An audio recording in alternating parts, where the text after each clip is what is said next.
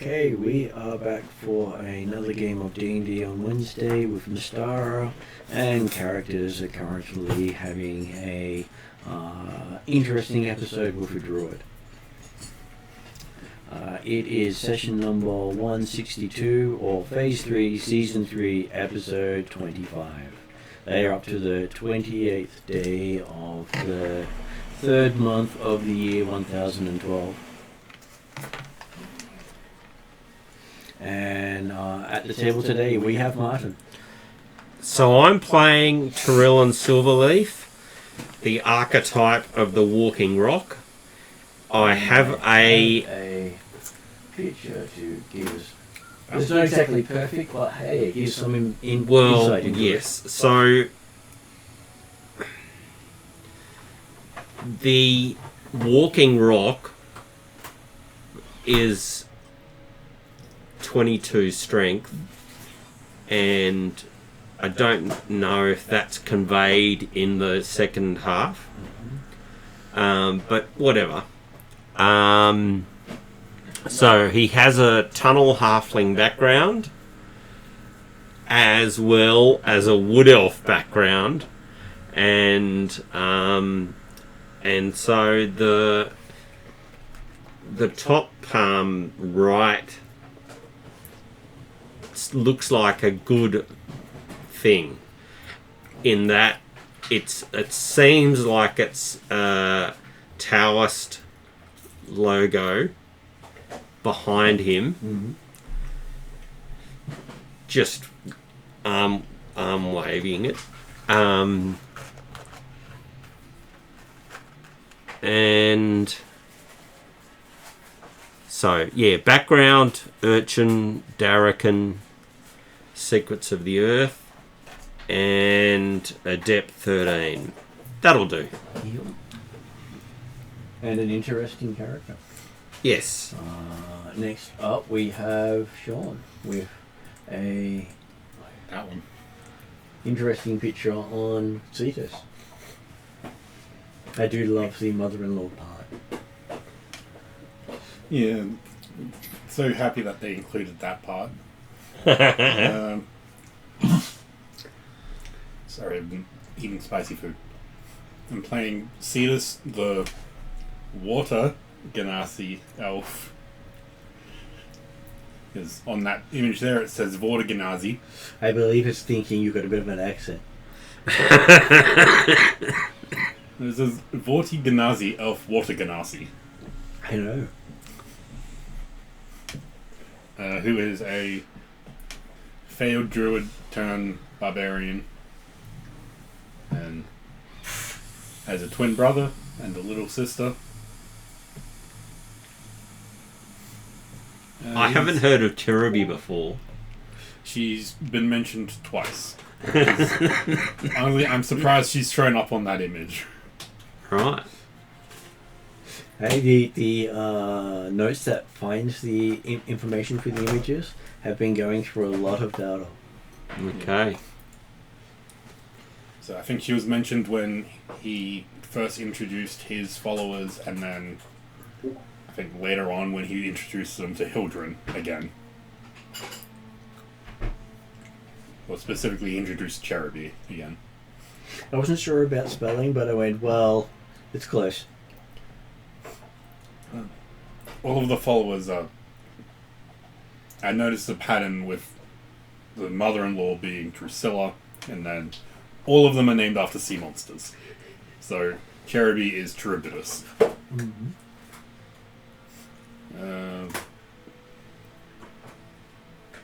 Back to the character, he is part Kraken due to some strange magics caused by his now wife.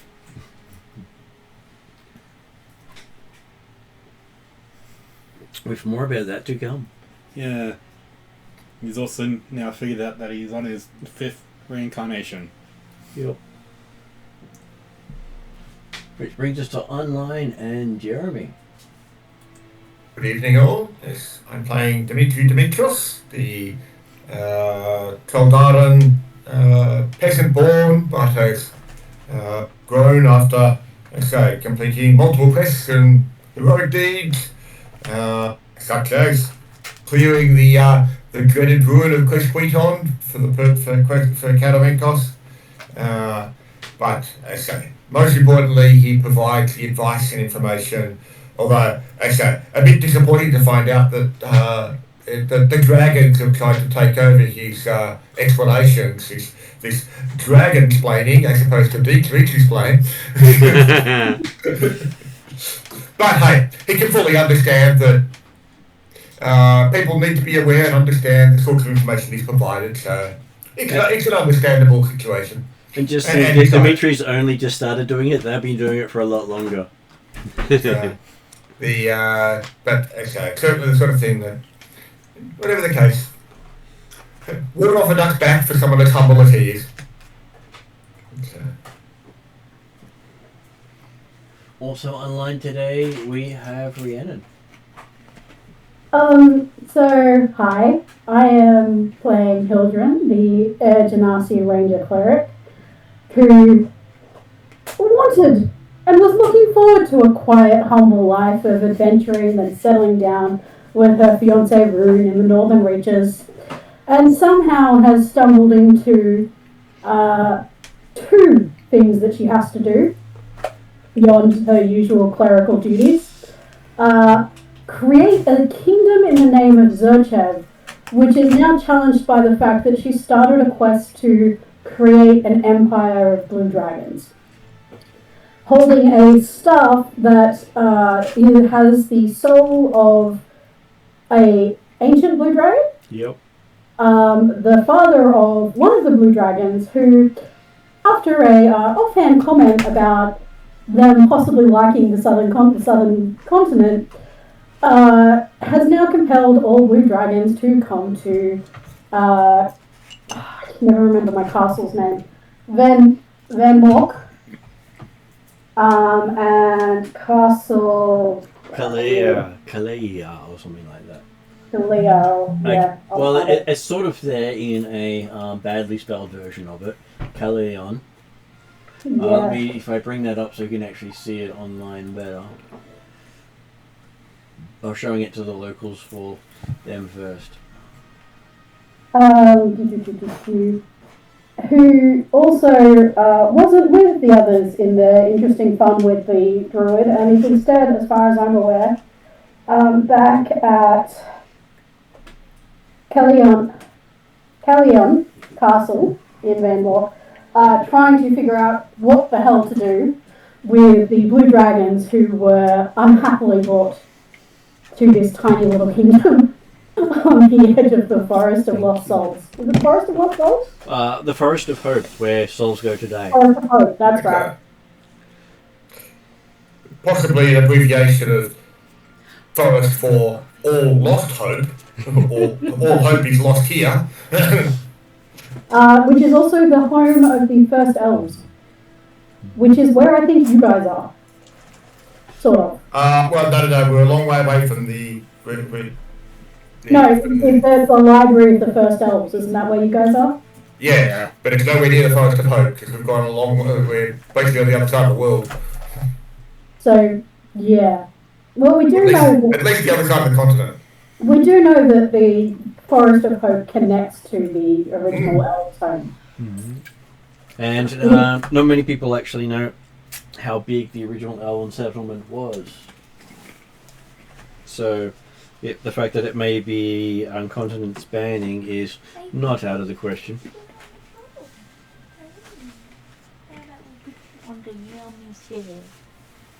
So yeah, she's trying to adjust to what was a quiet future becoming absolutely and utter chaos. Okay, so would someone like to introduce Murph, who's not appearing tonight? Or may appear if he's lucky.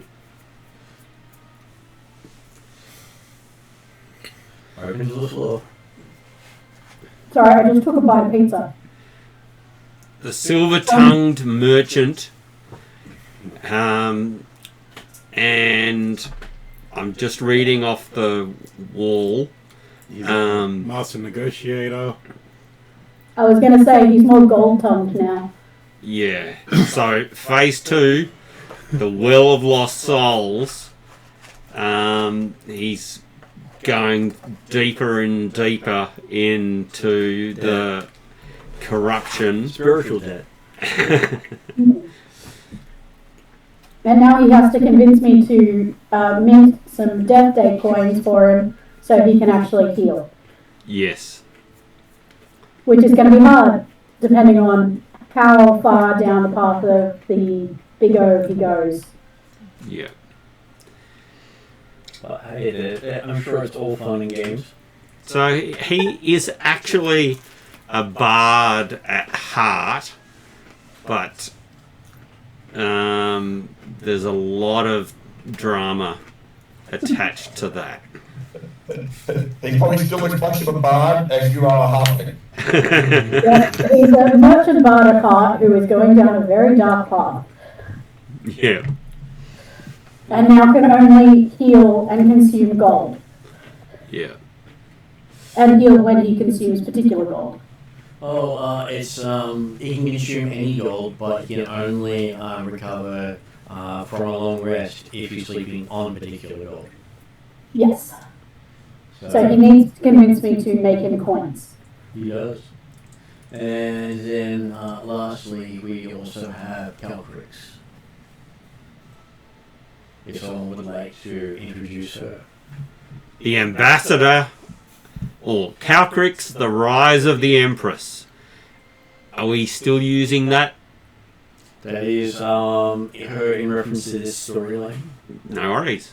So the Ambassador of the Giants, the naive loser in the Gambit. I don't know what that is. She won a crapload of money at a table by trying to lose.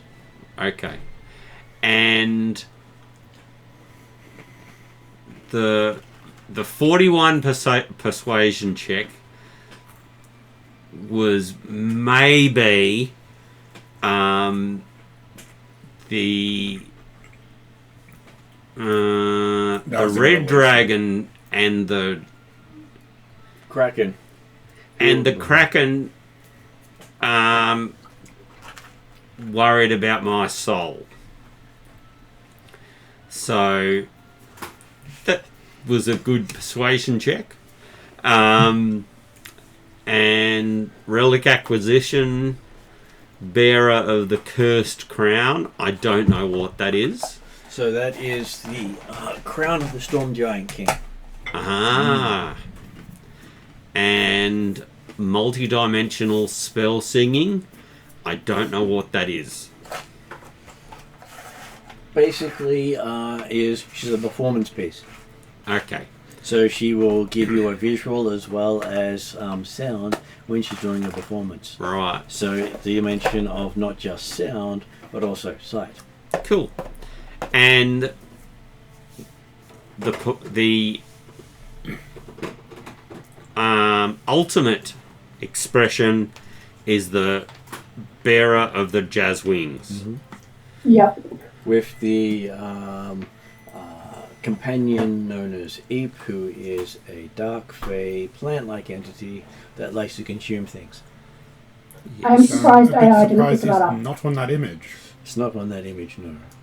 It's mentioned a lot more than somebody who made it onto the images. It is. Which is actually quite amusing about what it picks. Mm-hmm. Okay, so... Well, maybe it's because the AI assumes that Eep is a character in its own right. it does have its own It's talked entry. about often enough. Eep does technically have its own entry. Not sure if it was mentioned. Calcrix is a white dragon. With touches of brown, black and blue. Yes, and a few red and green scales, I believe. Yes. She's getting all the colours. Got to collect all of them. Much like Pokemon, I'm sure. Mm-hmm. So, as a recap of last session, who would like to try that?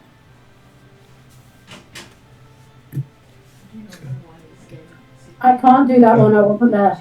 I was going to say, I would have expected that Sean was the most appropriate, since it was his mum that came and said hello. Well, I didn't end up with an infographic for last session yet because things sort of broke and I wasn't able to have the extra images for it today. But so, for my recollection, the big thing was that yes, the party had come back to the castle in the southern continent, and dealing with the fact that they inadvertently, or Hilton had inadvertently brought all the blue dragons here, which had caused it to get a bit cold, so therefore the local druidess, who represents some of the power in the region, came to pay a visit and ask why is it suddenly winter when it should be coming into spring, or whatever. And when Hildren mentioned that there'd been a bit of a problem, Drusilla took the group off to another location, invited them in for dinner, or in fact, Cletus encouraged them to come back to his mum's for dinner, but then didn't do any of the hospitality work. So, As all kids do. Sorry? As all kids do. Don't. Yeah. But actually, not even actually doing the introductions or anything like that. Eventually, Drusilla ended up taking the party off to what turned out to be the first library, or the library of the first elves, which certainly perked up Dimitri's interest, and so he immediately did a speak with plants, so he'd be able to more readily review the library, and is now joyfully, possibly painfully, possibly lethally learning. Yes, there I don't know what the others doing. there is quite a bit to that. Okay, so each of you will have spent some time under the care of Drusilla, which you're expecting to be about a week. I say expecting, but we all know nothing ever really goes as expected. So, who would like to go first? You won't get all of it first, but I will be dealing with a bunch of your things before everyone else.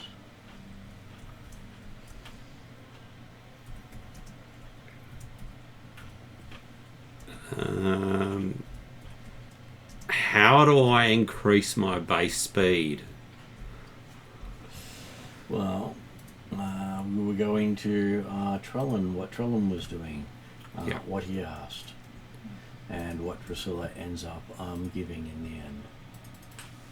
Okay, because he's got a culture of wood elf, and that's in addition to culture tunnel halfling. So that's an additional one. I remember rightly at the end of last session you were going to live the life of being an elf growing up, which you never got to do. Yes. And you were going to get your name. Yes. And is that something that... That is something that's going to happen. So, Trellin was offered multiple things of lifetimes to learn. And he was offered to learn what it was like to grow up in one of the 3 elven civilizations.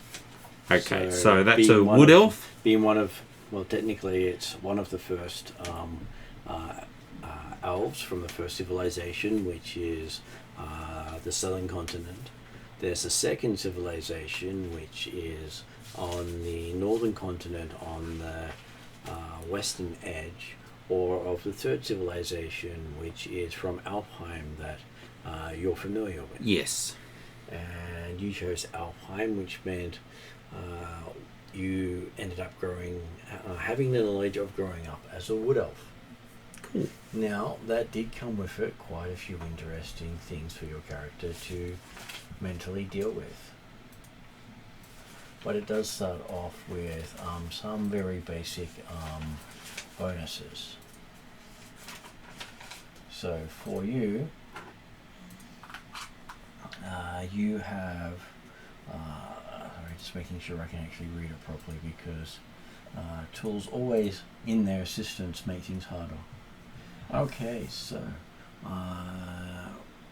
you end up a master with the longbow, if you're not already. You down as a master with the longbow? No. You are now. That's pretty good. Because that is the primary weapon of a wood elf.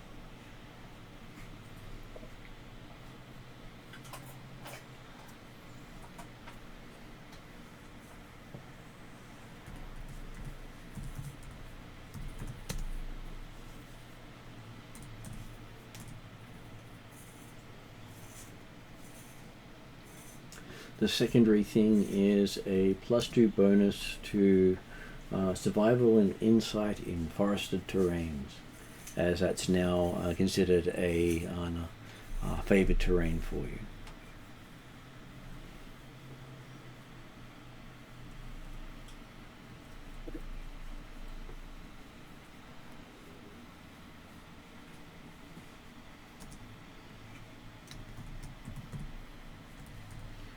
And while gaining the chosen adult name for your character, which means Tron will become your childhood name. You will also gain the elven distaste of science and technology. Cool.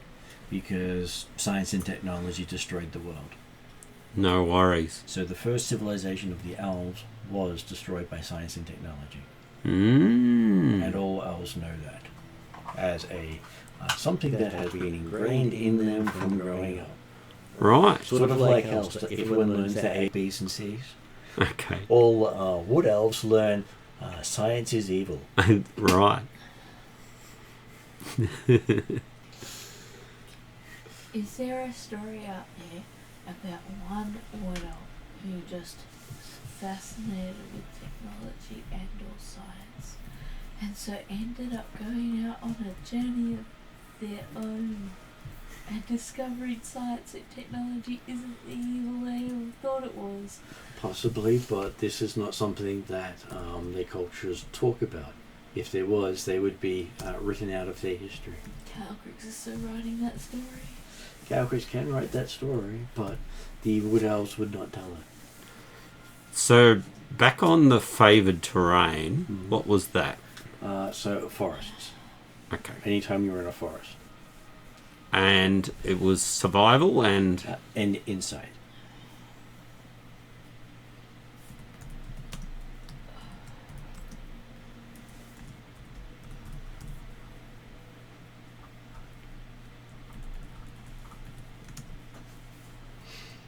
And so what you did learn was that it was Elsundul himself who wrote the laws of anti-technology when he was mortal. Right. While he was creating the first tree of life. So as part of creating the first tree of life, he ingrained in it and all of the clan trees that were grown from it to push that on the elves as a way of protecting the future. Cool.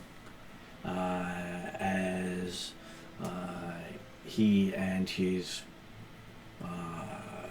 probably say followers are all taught to bring technology they find to the tree keepers to deal with. Yes. Because they know best how to get rid of technology.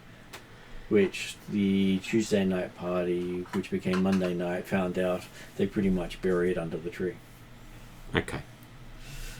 Because, hey, I'm sure that will keep everyone safe. What I'm hearing is it's just a treasure trove of technology down there. Under every what I'm clan hearing tree. is Calcrix has a shovel. I'm sure we'll meet somebody who's very interested in that soon. Okay, so there is also amongst the elves a void of what happened before Ilsendal took lead and became king of the elves. So history from before him, when technology was bad, is not there. It's like it never existed. Okay. Yeah, there's talk of the first great elven culture and the fact that there was a royal family that is no longer around. Cool. News through We'll want to cover any reference to the fact that the first elves did like technology. Yes, the news through also the Monday group is that the first elves became the Shadow Elves. Yes. So all the royal family of the first civilization of the elves are the royal family of the Shadow Elves. But they don't relate to us. No, they do, because they are technically the same. They are the first royal family of the elven people. Just because the second cultures, second civilization split off from the first, doesn't mean you're not related. And each time the civilization has split off, the previous one has died off. So there's been good reason why they have split off. So that for Cetus, that's par. Yeah. And so it's seen from the elves as a sacred decree from their god, Elsendal, to protect the world from the ravages of technology. Cool. Not as a any sort of fear or some sort of miscommunication. It's literally to save the world from being destroyed. So I've got a lot of magic items. So I've got an amulet of language of Thanatos. It's not considered technology. Okay, so It's not magic. It's basically, are you holding a nuclear reactor? okay, cool. Yeah. This is the idea that certainly when we were in the keep on the borderlands, the spaceship, that would have been a problem space. That vehicle we came up to this level in, the elevator, you would not trust a device like that normally. Really? Mm-hmm. It's only because Drusilla, who is a druid, led you into it and bid you to come up in it that you would have done that. When he came in, he didn't care. Oh, right. Now he cares. Does that mean he can't leave? No, he can leave. He's just going to probably complain or have some sort of conniption over it, but that's Okay. completely up to the player. And that's familiar to Cetus.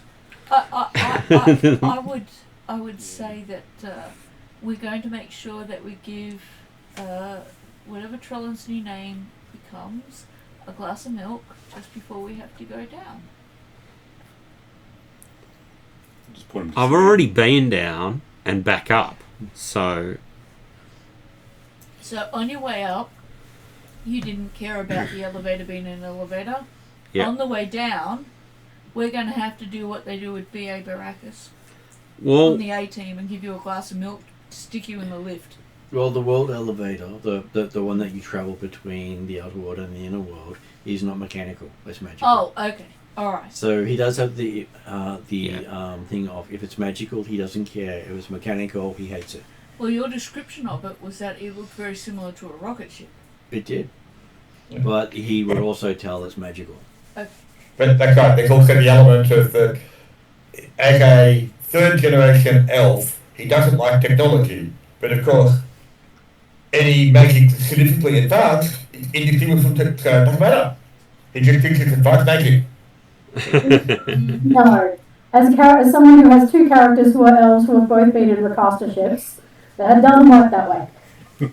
I don't know, but okay, but also sort of thing, equally, you could say, well, hey, this rocket ship was actually built by the first elves. So how could it be bad for elves?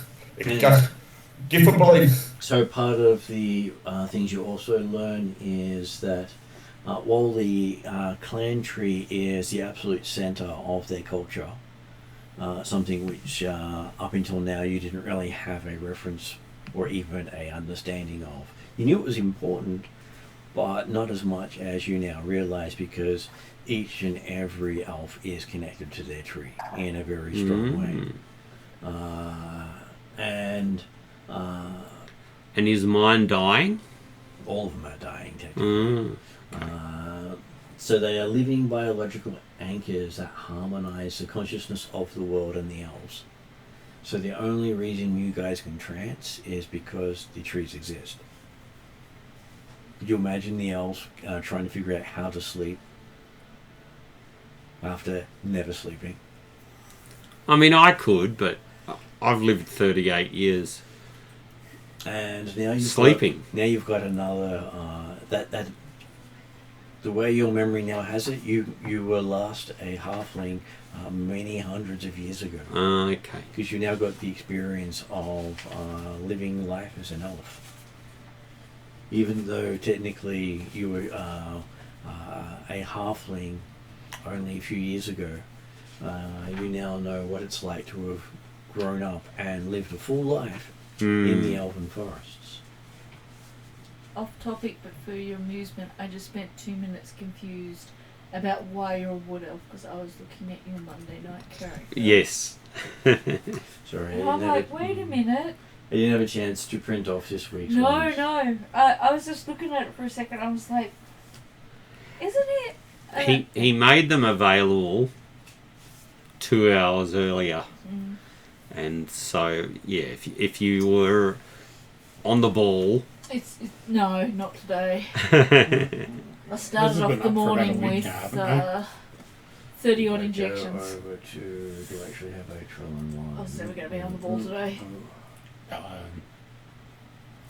Okay, so this is actually going to go into more detail of the assistance of Priscilla.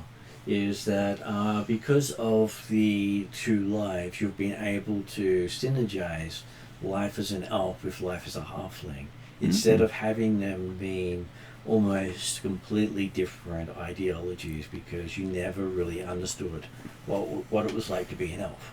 Yeah. You were an elf, but you weren't an elf. Now you're... how's the umbrella involved? I have no idea. It's Gives you the ability to turn diamond. I have no idea how that even got thrown in there, because that's not in any of my notes. So it's not a thing, I shouldn't take note of it. So thank the AI for throwing something funny in. Create magical artifact. You can now turn yourself into diamonds. It can listen to his description of the shelter that Drusilla provided while you were going through your 150 years of new life. No worries. So it does have a sacred spark, but not a actual diamond. So not where that comes in. So you now have a respect for all sentient life, much different than what the halflings do, because the halflings will absolutely consume all sentient life. Oh, yeah. Because you now see life as part of an interconnected root system, instead of just food to be consumed. Cool. And possibly important to note at the bottom there, the fact that your halfling doctrine means you don't have to worry about technology. Is that a thing or another AI gift? Which bit? It's the bottom right. Community indoctrination. The idea that while he's aware that technology is bad. Well, I haven't gotten through all the things for him yet. Okay. I'm only part way through, and like I said, I put a bit of work into getting it for each of the characters to give them something that actually was meaningful to them. So it does also go into in that how your elven belief system is remarkably close to the halfling belief system. Yeah. Which was where you were reminded of a group of elves called the Gentle Elves, from when you were there as Willie Toscol, who were technically the original teachers of the 5 Shires. And while they were the probably the weirdest elves you ever met, because they were the complete opposite of what halflings are, as in that they barely consume food to begin with. let alone have anything like emotions.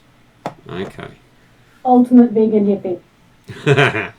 They almost subsist off the air itself. Mm.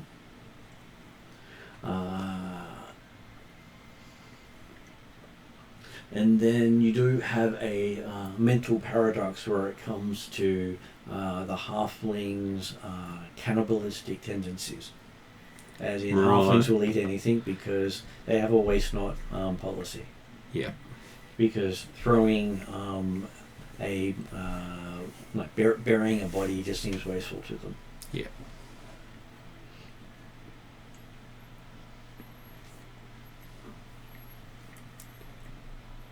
So you basically strut the side of anti-technology and waste not. Hmm. So while we have those bonuses,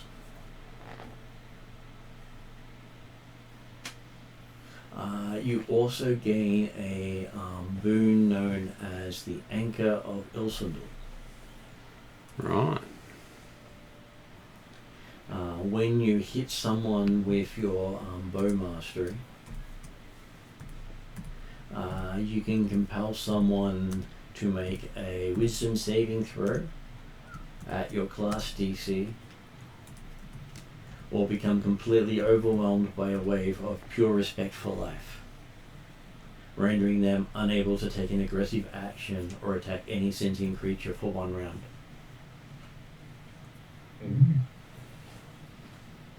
Equal superior firepower. Well, that's a hard counter to my previous actions when I killed half a town. But yes. Hey, Is that a once a day thing or every time? No, I killed a town. No, No, she was asking about the bow mastery, not how often you kill ships of people. I'm sure he does one that well. Calcrix wants to clarify and just ask if that was as a halfling. Did you then? Well, it was my adept phase when I tried to split the difference.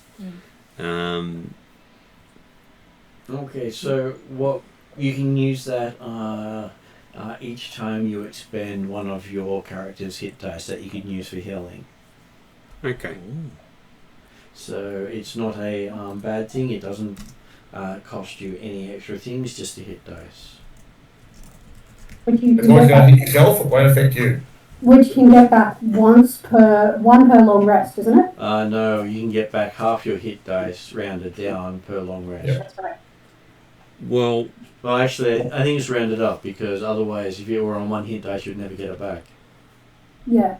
As long as it's recoverable is what I'm trying to highlight. Yeah. It is recoverable. The other thing you get is the Dual Soul Insight, which gives you advantage on all Wisdom, Insight, and Charisma Persuasion checks when dealing with elves or halflings.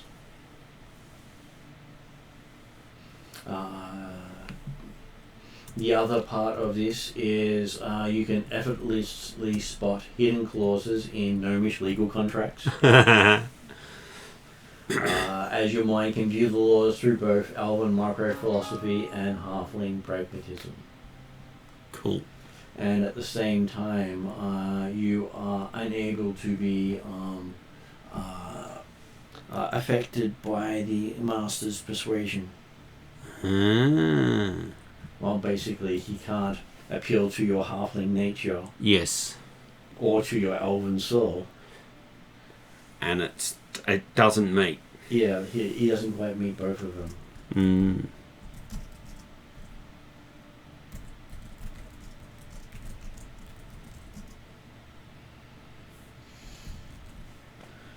Which for you is something you weren't expecting. Yeah. Waking up and looking at the others, you sort of see them as short-lived briefly hear people, with Calcrix potentially being one of the few people who may outlive you. Right. And isn't Cetus a elf right now? Cetus is an amalgamation of things. Okay. So from the elven perspective, he's close to technology. Okay, so he can't see Cetus at all. No, he can see Cetus. He just sees Okay. Cetus as some sort of experiment. Abomination. And Hildren's not there, so my 700 years of life isn't counted in this. Though I am exceedingly jealous right now. I missed. I thought. Oh, Hildren. Oh, right. Yep. I'm still back at the castle dealing with blue dragons, I think. As Yep. far as you know at this point. Okay, so did you want to ask any questions about that background for Trellin while we're here? So, besides the Anchor of Ilsendal and the Dual Soul Insight,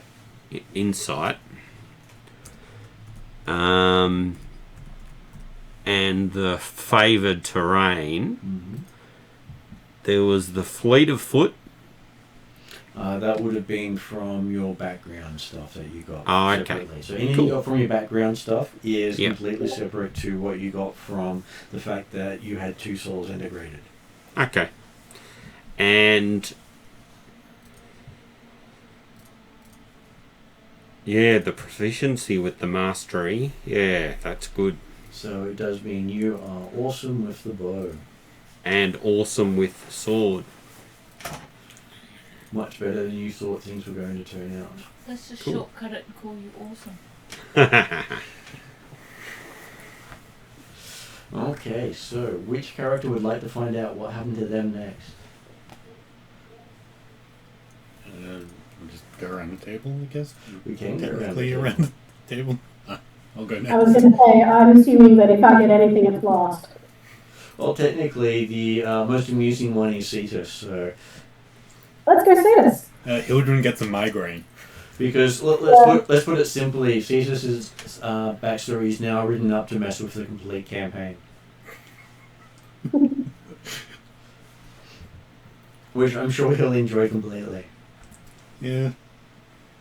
So do you remember what was the plan for Cetus from your perspective?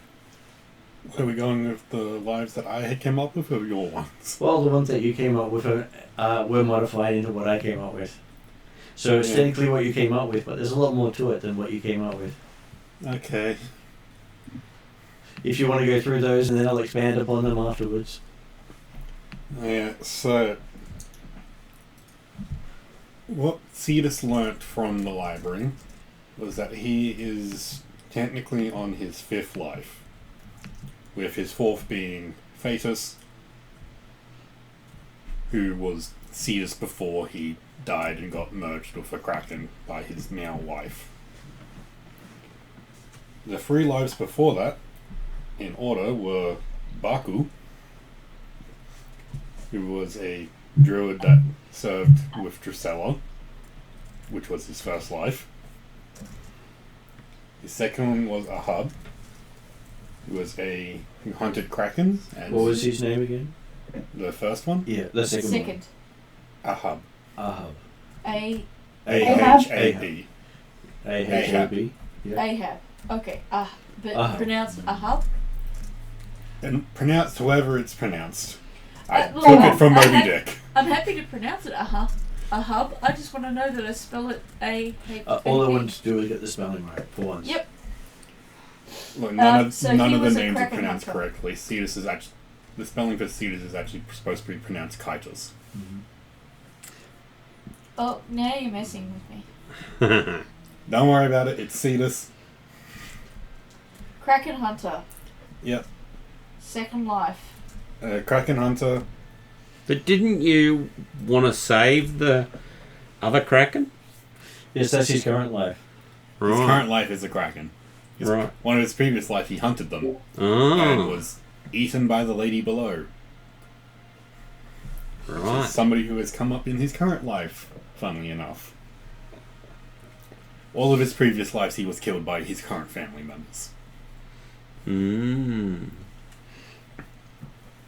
Okay, third life. Third life is Levi, who was I have written here a shadow elf general, Yep, I have that down. and was killed by Lorelei, who is currently is his wife. Interesting way to romance a person. So Drusilla killed you in your first life. Yep. The lady below killed you in your second life. Yep. Lorelei killed you in your third life. Yep. And then Lady Below's child, killed him in his fourth life. Which was what again? A kraken, unnamed. No, what was the name of your fourth life? Oh, Fatus. Faytus. His brother was Phaetun. And that was a Red Arrow elf? Yes, that was the Red Arrow elf farmer. And how do we say his name again? Fatus. F-A... Faytus. P-U-S. Okay. I've got that down now. I decided to add a Y because it kept getting confused and thought I was writing fetus. Okay, so yes, they are the previous lives as you have. And now let's go down and see what actually happened in those lives. As I did have an expansion for each of those lives. Okay, so we go back to Baku, and while everything you knew about the life was you were a druid working with Drusilla, and she killed you. Yeah. Now that you've actually had this time experiencing what it was like to be that druid, you realise you were Drusilla's tutor and teacher. She was your best student. And as part of her training, she was required to have a battle with you to prove her worth, in which she killed you. Yeah, that makes sense. And as such, her well? she had Too to take up the mantle of protector of the first tree. And has done so since. And is that different to the world tree? That is the world tree. It is the first tree. Mm. So, Cetus was the previous guardian of the library. And even in your memory of living that life, you don't know how long you were guardian for.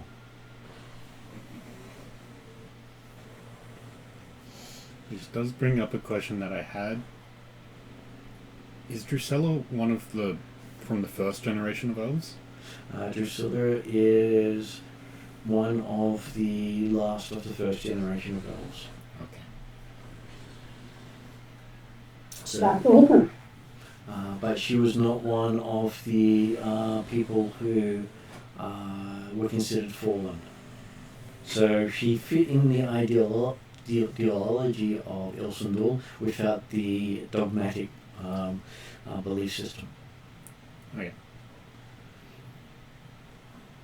And you also know from memories of that, Drusilla has no idea that you're the reincarnation of that person. Good. That might change your entire relationship. No. Well, I'm not going to bring it up. If he used to be her teacher and mentor, I think her treatment of him would change quite a bit. And you had done this final test of succession with her as part of you starting another quest. So you actually initiated your reincarnation through that showdown. Okay. So you not only taught her really well, you asked her to kill you. And She proved how good a student she was by succeeding. Well, she didn't know he asked her to kill her. He basically pushed her to the point of, you must do this, or it's either kill me or I kill you. You've reached that point. Okay, so the second life as the Ahab, you find that you were one of the legendary sailors of the Arendi Sea.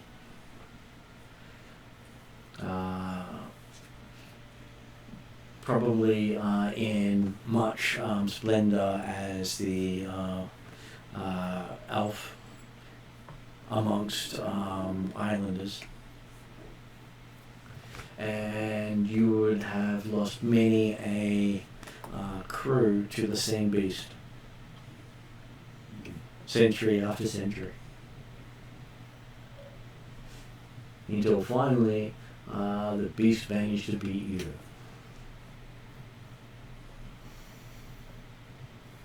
Fun times.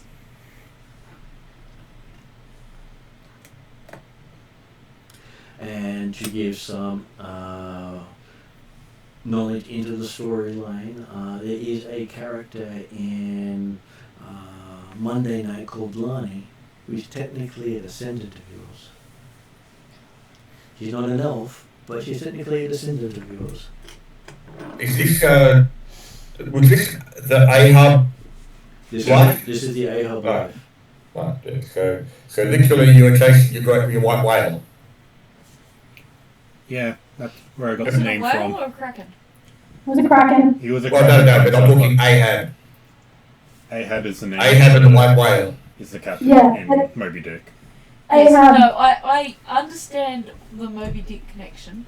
I was just making sure I hadn't gotten confused, and when I wrote kraken, hadn't miswritten kraken instead of whale, that it was a metaphor. Yes. Technically, the kraken he was hunting was the lady below, wasn't it? It is correct. Yep. Or her son, and the lady below answered instead. Yes, that is true. I had it written down that he found his end after hearing about the mother of all krakens, not realizing they were being quite literal. And then your third life came to an end 338 years ago, because there is a date for that one. It's the only one you actually have a date for, because that was a date where the king of Alfheim forced all the owls that were shadow elves out of his kingdom, and you were on the other side of that one, where you were one of the generals of the Shadow Elves who fought for the right to live on the surface. So that wasn't when Ahab died. That's When his third life died. That's when Levi died. And Levi was not young. So that puts many of the other lives back further and further. mm-hmm. Because, hey, some of these people can live quite a long time.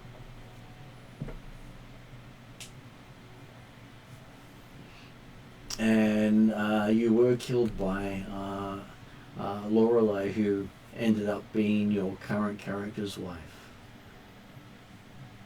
You now have an understanding of life as the Shadow Elves, which is one of hardship and technology. So they rely on technology to survive because they do not have the resources to live without it. And hearing the surface elves saying you must abandon all technology is to say 95% of your population must be killed today. But they don't understand that. They just want the technology to go. They should It's a stop bit burying like- all their technology underground then. Mm-hmm. I was going to say, is this a bit like a PTS trigger? You don't know why you don't want it in your life, but it traumatized you at one time and you just Well, don't the, want to the, spend any the time surface with it. elves know that it brought up around the end of their first civilization. It was so bad that it was omitted from history. Why? Just that it almost destroyed the world. And their god made them go back to the forests and revere nature over technology because technology almost killed them. I'm guessing Ilsandor and Redrian in the same room is probably not a peaceful circumstance. In a way, it would be interesting because Ilsandor is one of the few people who walked among the Blackmorians. Right. So he has more of an understanding of Blackmore than nearly any other god. The Blackmorians being into technology. The Blackmorians being the one who blew up half the world.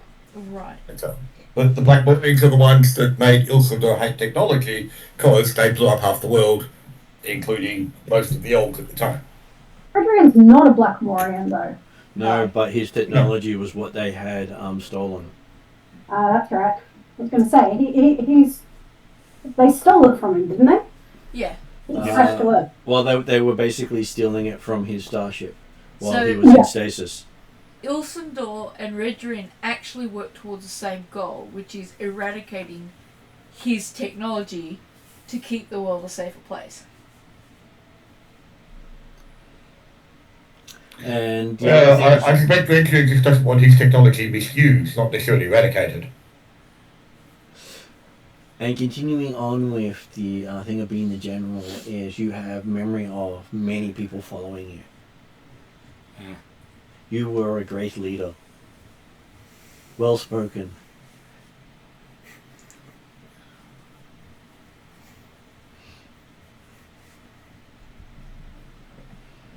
And you basically were a threat to the king of the surface elves, so you were particularly targeted. Because it was believed that your words alone might sway the populace to allow the shadow elves to live on the surface. It's probably another one I'm not going to bring up to certain people. But hey, it was a completely different life. You did understand politics. You were very good at it, and unfortunately met a ends that you couldn't overcome.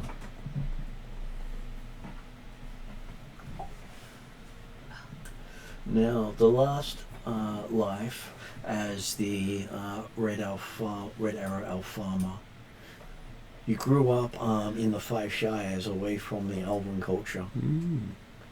Because, hey, things happen. Yeah. And amongst the elves, you became one of the most renowned growers of food and preparing of food. There were very few who could match your skill. Considering the clan culture you come from, that's completely alien to the Red Arrows, who are amongst the most martial elves on the planet.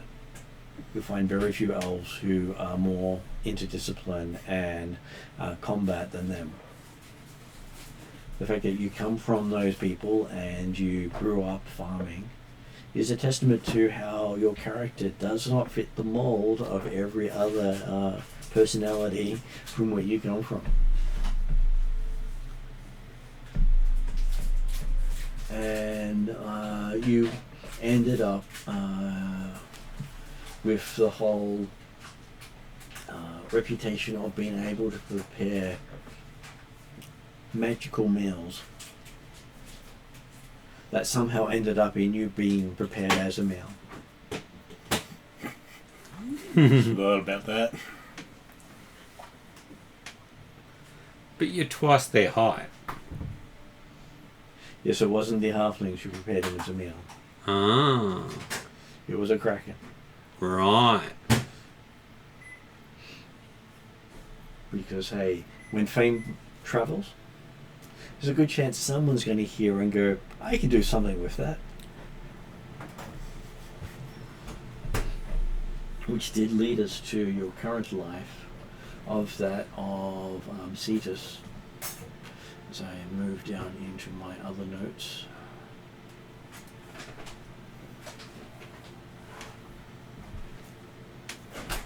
which means that at the moment you have a +4 bonus to all your saving throws from the memories of each of your other lives.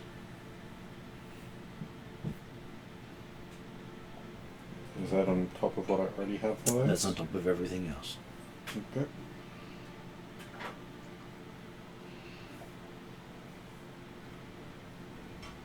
You have unlocked memories to say that you are on your final steps along what is known as the path of the polymath.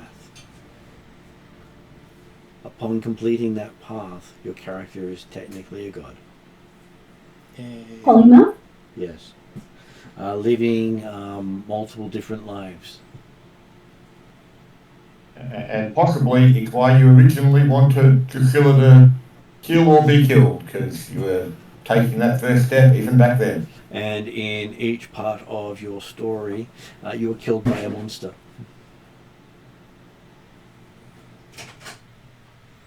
Don't say that for Lorelei. How is Lorelei a monster? She's a very beautiful elf. Yeah, humanoid, You all can see monsters. through all the flames. She also damned a bunch of shadow elves to banishment from the surface, and helped Not a fuel literal the monster. fuel the hatred between the surface and the shadows, Yeah. which has continued for hundreds of years. But, relationship advice, don't say that to Drusilla or Lorelei. You're going to wake up and she's going to go, oh, so what did you learn? And you're like, nothing. What I'm hearing It is was all a dream. Oh. I can only really talk about a hub, is what I'm hearing. It's okay, and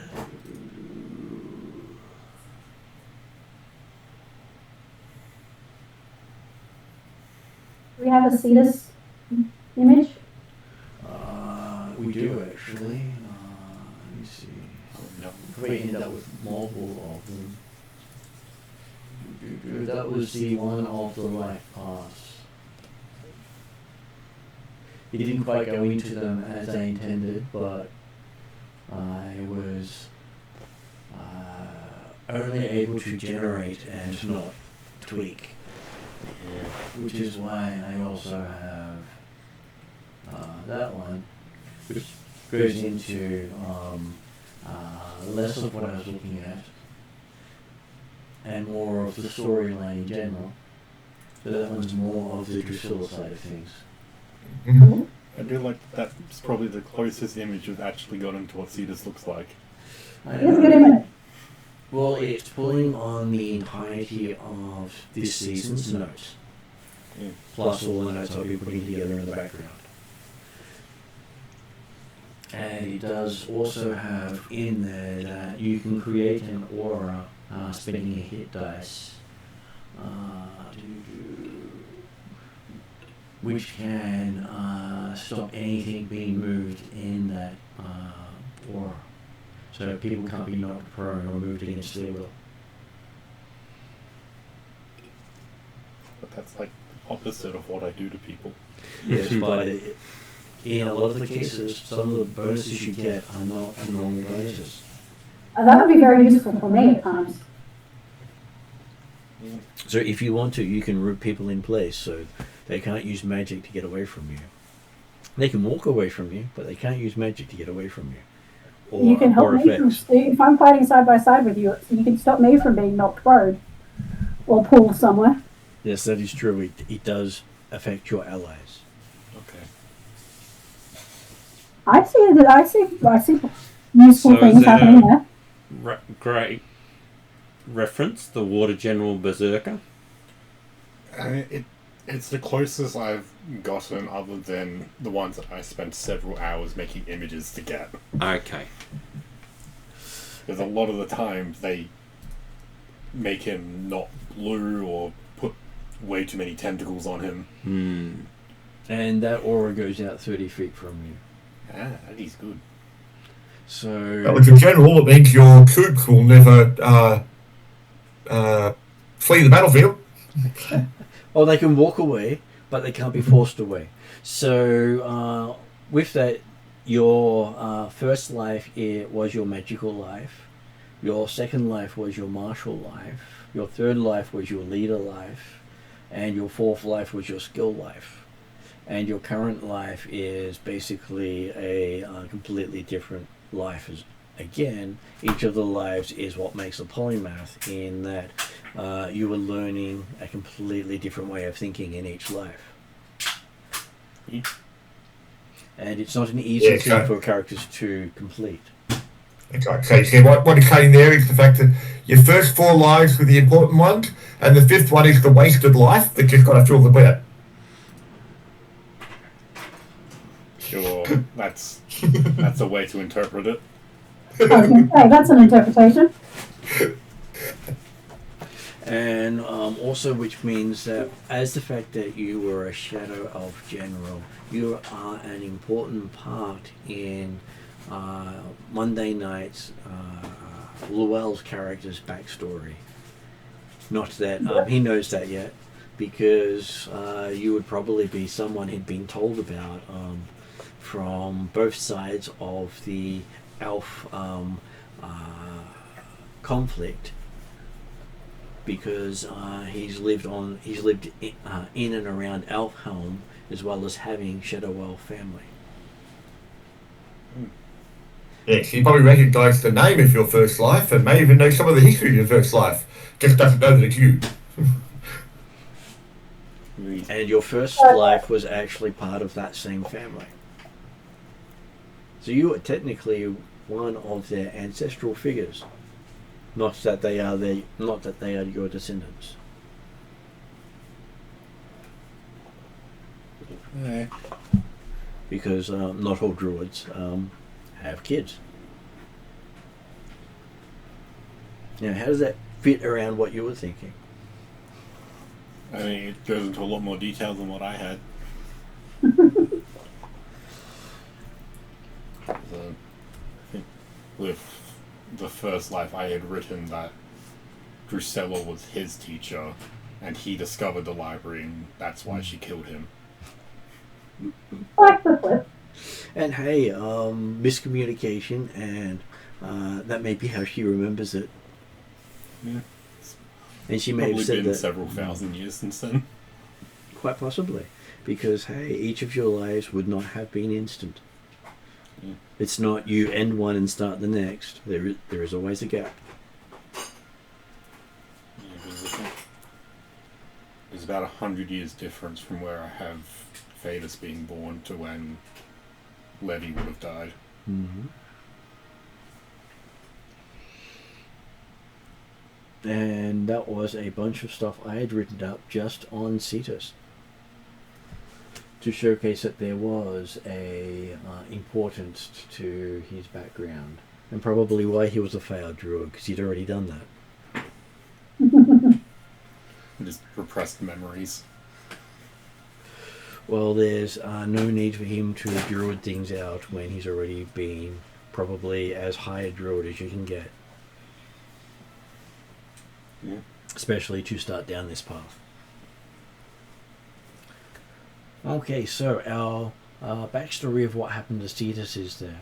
And of course him waking up would be going, oh crap. That's quite a lot of information. I've done quite a lot in my life. I now know far more about what's happening in the world, and potentially that the forest elves were lucky the shadow elves didn't take offense, because they could quite easily have overwhelmed them with just sheer numbers, let alone technology. When someone reverts to bows and arrows and swords and you have laser weapons. Oh, and radioactive weapons. Yeah. Yeah. So does this mean we move on to Dimitri? Yes. If you like. Okay.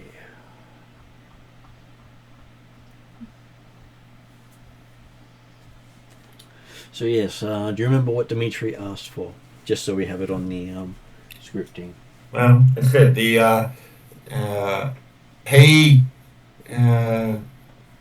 got pulled up into the tree of life, the world tree, with the understanding of the fact that, hey, he was in a library and so speak with plants will be allowed to read the library or partake of its knowledge.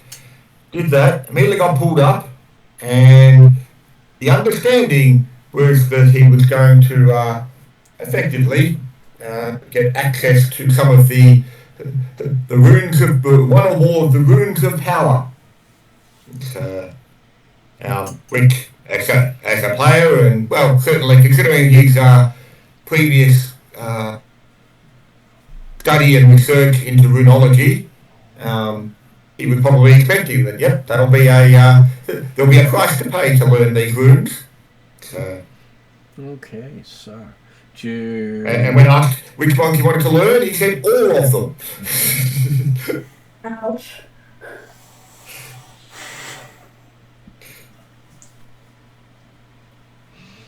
Okay, so there will be some things that pop in there. Let me see if I go back to some of the older notes there, because I've got about over 100 pages of notes for just tonight. So I'm jumping between a few of them to make sure I get it right. And this is where we go. We really appreciate our amazing DM Woohoo! and the wonderful work he does. You better like and subscribe. And I was about to say that, so what you say is that we shouldn't be going in the order of people volunteering. You should be doing your folks. Okay, who are we doing first? Hey, I can jump around and do stuff. So the main thing is Dimitri now has gained 3 new secret crafts at tier 2 from the crafts he doesn't know. Okay, so basically he's learned them. He goes straight to second circle with 3 crafts. Yep. Cool. Knowledge of all of the crafts. Yep. So instead of just I think there's crafts, you know exactly what are crafts and what aren't crafts. Okay, but he's not. He's aware of them. He doesn't necessarily automatically get the apprenticeship or anything like that at the moment, I'm assuming. You're not apprentices in them, you don't have skills in them, but technically it wouldn't be that hard for you to do that. Yeah. It helps that you know they exist. That's right. The fact that you know they exist means they'll be relatively easy to find. And you know enough to be able to recognize their use and activity. Cool. Which is generally reserved only to members of the craft. Yep. You also gain absolute fluency in all forms of Draconic. Cool. Including those normally forbidden.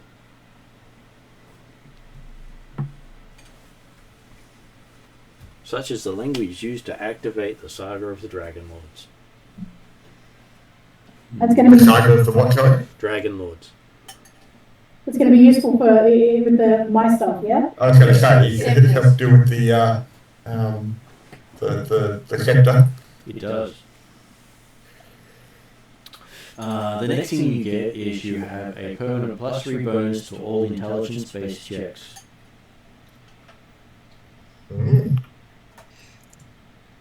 That'll be handy. And notice I said checks and didn't specify what type of check. Yep. So not skill checks, just all intelligence checks. All intelligence checks. Does his head become bigger?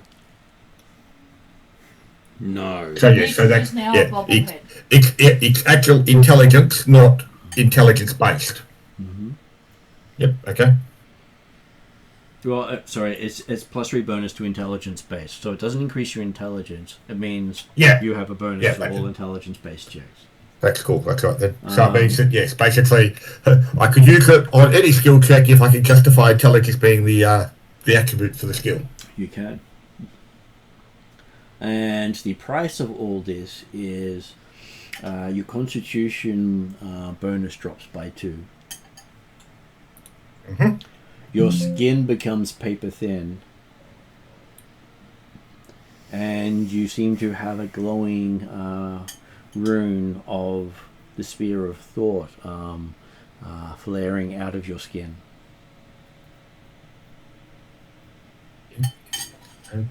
Thin with Rune of Thought.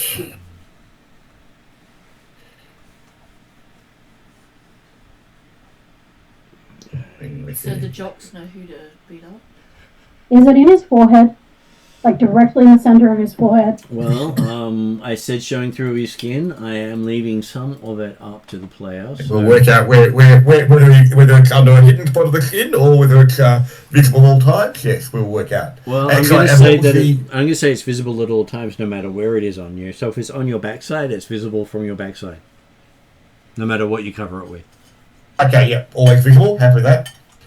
And so it was a -2 to the con modifier. A -2 to your con modifier. Yes. Yep. The always visible rune, is that going to affect his stealth checks? It will. Yes.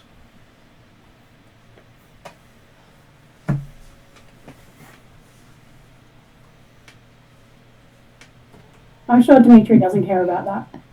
Okay. It just means that he's more likely to activate the glowing runes, the glowing auras of the other runes that he's got access to at the present time. So. Okay, so there are a couple of other things you also picked up. Is you believe you can find the locations of each of the scepters. Well, you're going to say something useful, like all the other parts of the rest of Yem's diamond. Well, you have all of Yem's diamond. You just don't have the rest of the Hollow World. That's what I mean. All the other parts that form the crown. I can't think what it is, but the crown of the Hollow World is the crown of the Hollow World. Yeah, exactly. Yeah, so. And you have a countdown in your head for a impact event. You're not exactly sure what that event is or why it's an impact event, but it's an impact event. And it is counting down within the next 2 years. I was going to say, is it sometime in the next 17 months? Well, you're thinking it probably falls within the time frame of Druzzle and the Masters battle, but maybe not.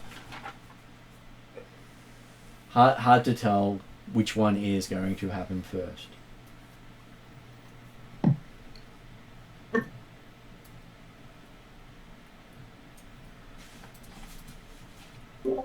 Yeah.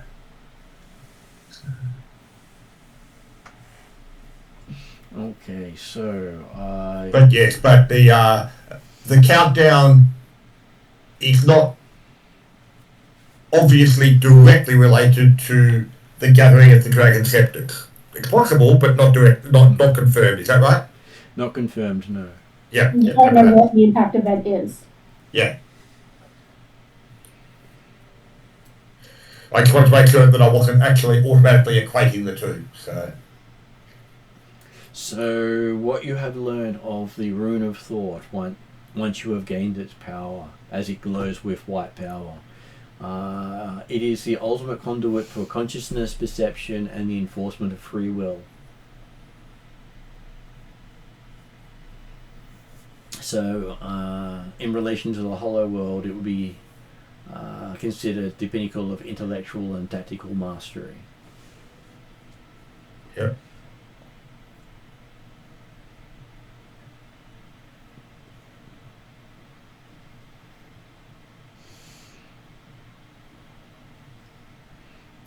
So it can mess with time, but it is generally shut down by matter. Yep. It will be able to empower divination and enchantment, because it seeks to see the truth behind things, not necessarily what's its future or past is. Yep. It's about truth, not prediction. So it will strip away lies. Hang on, so it can power divination and... I was thinking enchantment, you said, but Yeah. then you said white lies. I said enchantment, yes. It was enchantment, okay, yep. And it's not about the lying, it's about stripping away lies. Yep, okay. So, tends to see through illusion fairly easily. It does, yes. And it also reacts with lightning and thunder.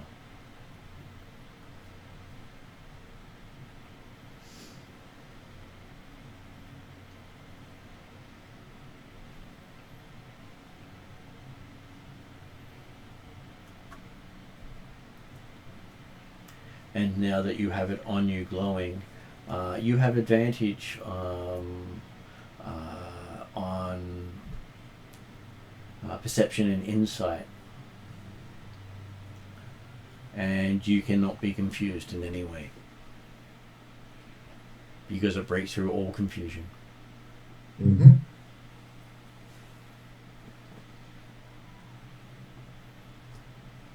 And you know that there are 3 more levels above this it can be empowered to. The rune itself? Yes. You're at the 2nd level of power, known as the Resonant Sigil. The base one where it is not glowing is known as the Invert Vessel, which is basically it's ready to be empowered and used. Yep. And this is considered one of the building blocks of the world. So you can literally harness the power of Yem's diamond with this rune. Cool. Because that's the sort of thing the rune was the gem was designed to mimic. Yep.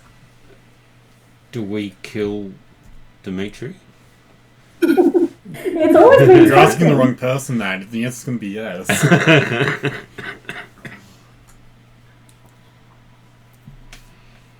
I think Dimitri's probably going to be very shocked if it's Trellin.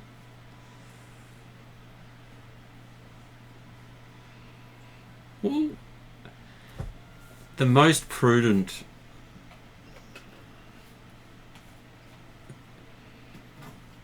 is to put Dimitri in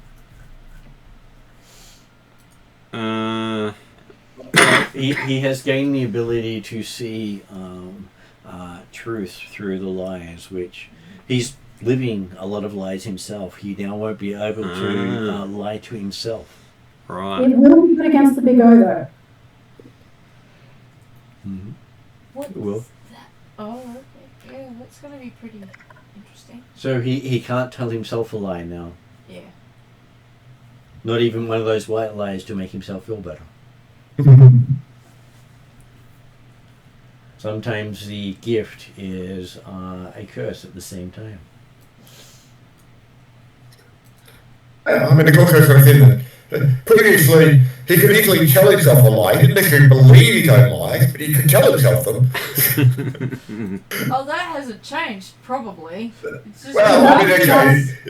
He probably could have said that he may not now be able to verbalise the lies. He may still be able to tell them in his own head, but yeah. that may not even be possible. Does that mean we're going to get DM intervention every now and again when Dimitri says something? Quite Then Mom's possibly. going to go, "Ah," and he knows that's a lie.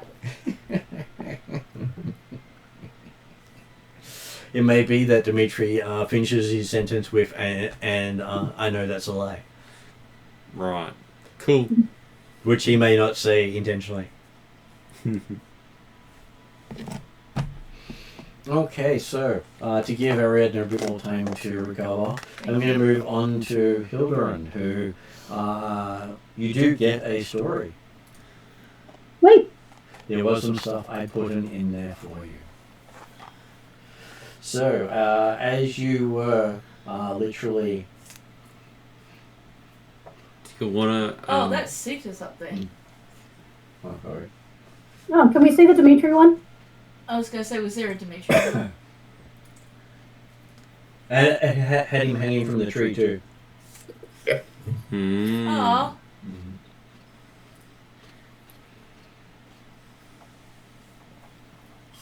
Nice. They picked a few things from other stuff as well, which didn't help. Sorry, I love the Bluetooth symbol there. They're not technically Bluetooth, but close. No, the one above it, the top one. There's another one? Oh, okay. Well, Maybe, yeah. There's a little bit of a tag on it. Yeah. I can't move When you my get a mouse chance, and Martin, play. can you throw that in the chat so I can get a copy? Okay. I Not believe that there's now. She's a referring to this one. Sean Cedar. Oh, are you taking a photo? Oh, No, I was yeah. just pointing to the one that I think Ryan was referring to as Bluetooth. Oh, Mm. because, oh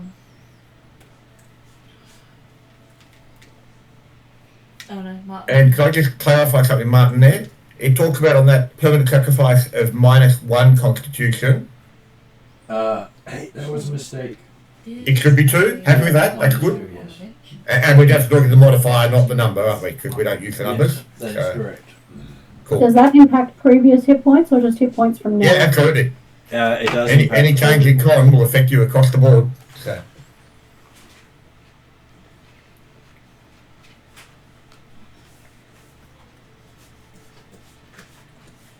Let's see if it actually did. No, I don't think we actually got a Hilderan one. So I think I was trying to do that when it broke Oh, okay, yeah. because it That's didn't okay, even, I can live. didn't even do the Merc one I'll properly. go again. Yeah, it hasn't quite done. Does that mean, mine hasn't been done? Yours was being done. Oh, okay, cool. And a bucket. I forgot to bring that in for you. I at least remembered to get it out of the cupboard when I was in the kitchen last. Okay, The so price of that bucket though is to get the there's some red bowls in the corner cupboard for the popcorn. Sorry, Martin. it's okay. I was just eating while you were talking, so I Yeah. didn't try to talk over you. Okay, so while the others had gone off to meet with Drusilla, Hildren was caught up dealing with blue dragons and Merc. Merc's still with me? He is. He keeps trying to suggest ways that you can help Orcus and your nation at the same time. The moment he says help the big O, there is a no. Scribble out underneath it. And of course, I'm sure he talks about the good savior Orcus on multiple occasions. Yeah, this is not making me want to create those coins. You do notice that no matter how much he says it, nothing changes. Not even on his 5th time or 3rd time or 20th time does Orcus even show up. Well, the big O is with him all the time. But it means he can't do the God intervention by just saying his name. I don't know if this is a good or a bad thing, but I'm not there and I don't know it yet. Oh, You trust can me. show it. Hildren is noticing, and Hildren is very aware. And Merc is going to have to do a lot of talking to get stuff out of her for a bit. So Mercs is available. So, The picture up there was incorrect. okay. It was basically merchant what you had won from Drusilla in a previous session. Anyway, so I'm dealing with Merc trying to wheedle me to give some stuff to the Big O, and the Blue Dragons who are upset with me because I accidentally put them all under my will. And you get offered in your mind a option to learn from Drusilla information that may save you. Very enthusiastically, even though it like pops up like, you know, one of those pop-up ads on the internet. She very enthusiastically says accept. Mm-hmm. Just like she accepted the help from the staff. Well, she trusts Drusilla a little more than Yes, Cal. that's for you, the whole container. Okay, so And she knows you guys were heading to Drusilla. Not the popcorn, the fairy floss. That's all for you. So yes, very enthusiastic. Please!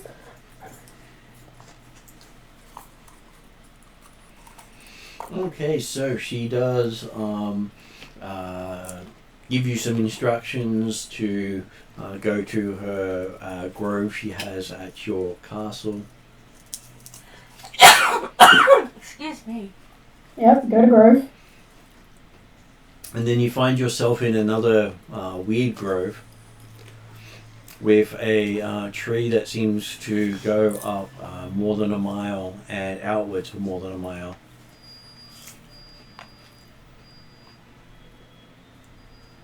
Is there a similarity to the trees of life? Like, I've been to certain places where I There is might some sort of beeping recognize happening. it. I don't know where it's coming from. Seems to have stopped. Certainly expect you'd find it reminiscent. It reminds you of the tree that the master dropped on the city. So, yeah, she figures out that it's the world tree. Did you put the batteries back in the clock? Which clock? The small clock you got for me to display around you? No. Because it made similar sounds. Okay. Yeah, no, I'm not sure. It seems to have stopped though. Mm-hmm.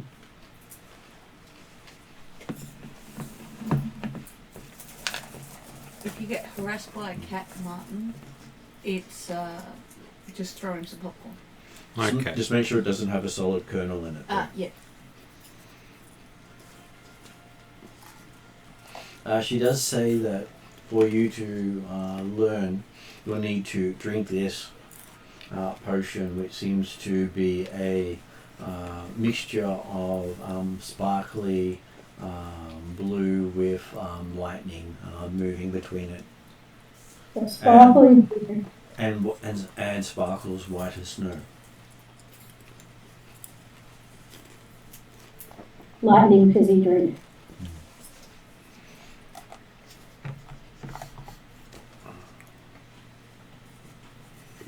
I look at Drusilla and say, I've had some bad advice recently. I am very inclined to trust you, but will this really help? It will give you options. I like options. Down it in one go. Okay. All the options is to die. Hey, then I get bonuses to my ability scores. Okay, so things do open before you, and you do see that part of being the Dragon Lord is basically establishing a safe space for the dragons away from the politics of people. Basically,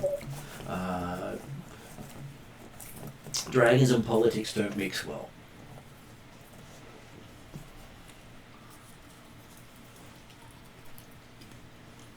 As a thing, the dragons have a tendency to react violently with emotion over slights that other people would think of as a minor incident. That's why you always start out with a gift. Yes, it's why the gift giving was such a big thing.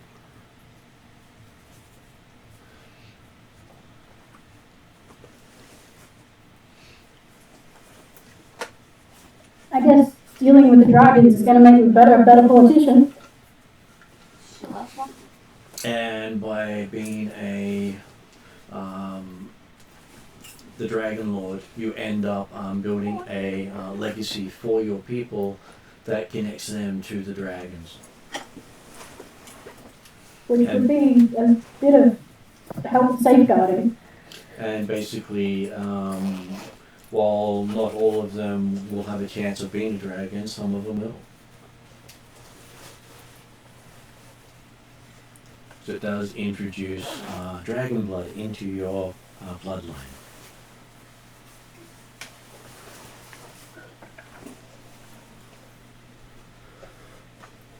With that, you do have an option to appoint someone else as the quest staff for the role, which the staff did not tell you. Oh, here he comes. Just toss it on the floor. Show it to him though. The popcorn or the cat? Popcorn. And the cat.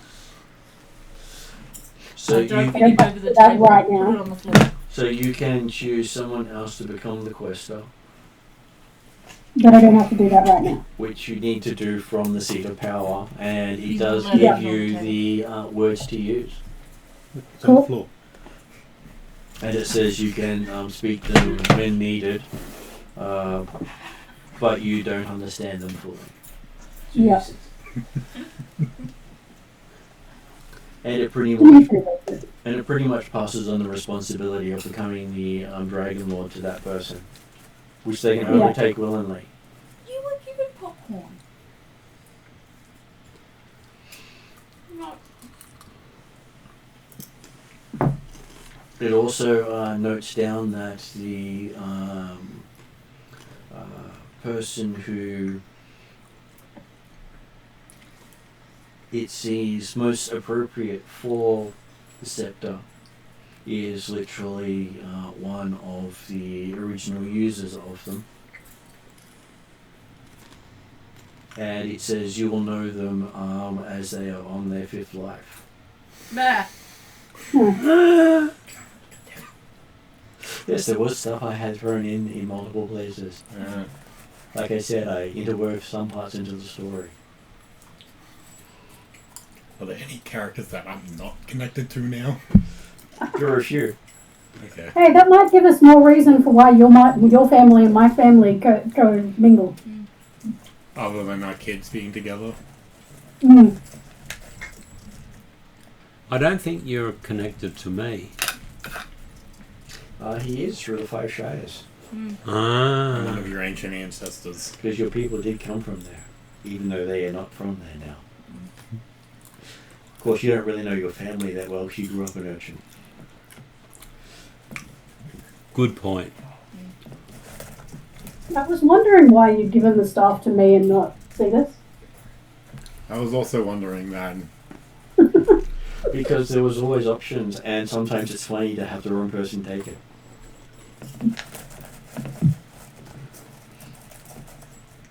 I feel less bad about spending that session trying to figure out if there was a way for me to take the staff from you.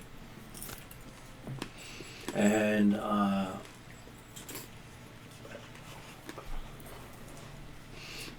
with that, you will find that whoever becomes a Dragon Lord will also gain an intrinsic understanding of the Gnomish Soulforge technology Ooh. that the Master That has could be corrupted. handy to shut down the master's tools. That literally, and how the Master has corrupted it. That makes things a little more immediate. And they will also become unable to be influenced by the Master.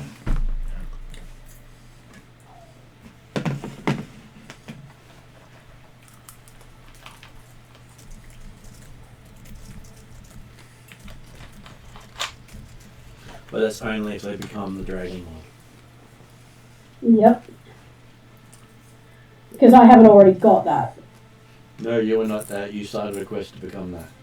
Yeah, I was just saying, like, I haven't already got that, so it's a process, not have this scepter, you get this.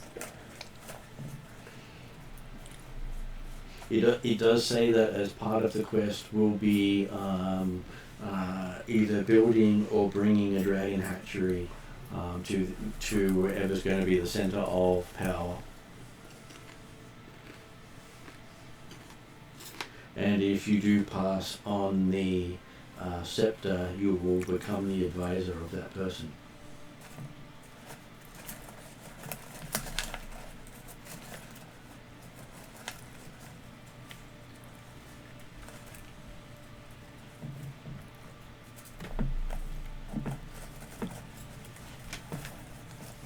Okay, so with that, it also goes into options for you to evolve. There is a way to split yourself where part of you sits on the throne and part of you travels the world. Mm. But in doing so, you have to give up pretty much half of yourself. Here you go. There it is. Mhm. And in mechanical terms, give up one of your classes and become a soul class, whereas the other part of you is the other class. Mhm. As an option, it is offering you. Including how to bring that about. Mhm. And Still basically, making Hildren's umming and ahhing noise. which means that from a game perspective, both characters are technically Hildren. There would be Hildren Ranger and Hildren Cleric. Would we be two separate, like, would I experience... I have questions, but I'll wait. I will put it as you will experience the memories of both. So So, they will not I will be get separate both entities. lives. They will not be separate entities. They will still be Hildren, but there'll be Hildren Cleric and Hildren Ranger bodies. Interesting.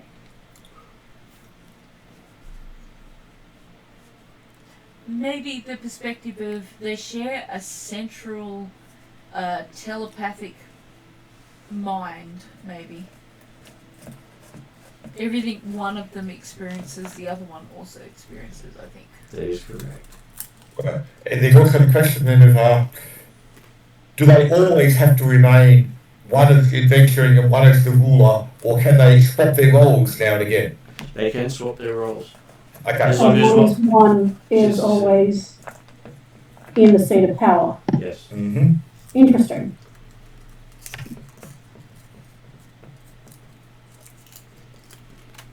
As part of this, one of them will gain a +3 bonus to stealth, and the other one will gain a +3 bonus to initiative.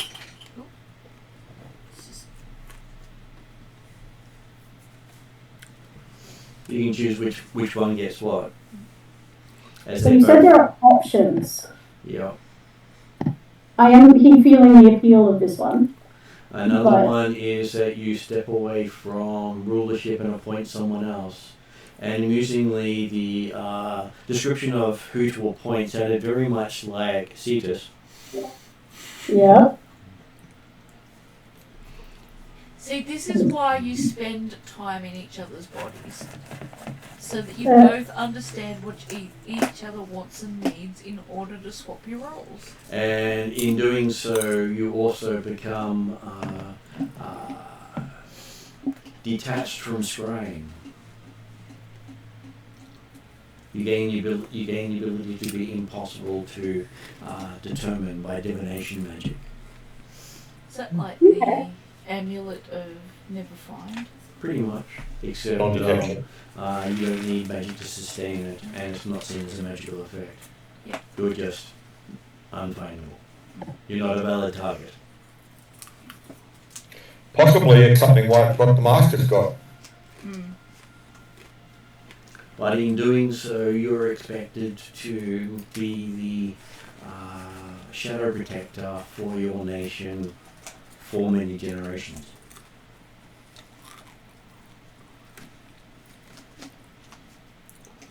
In that case, you would be the protector of both the settlement and the Dragon Kingdom.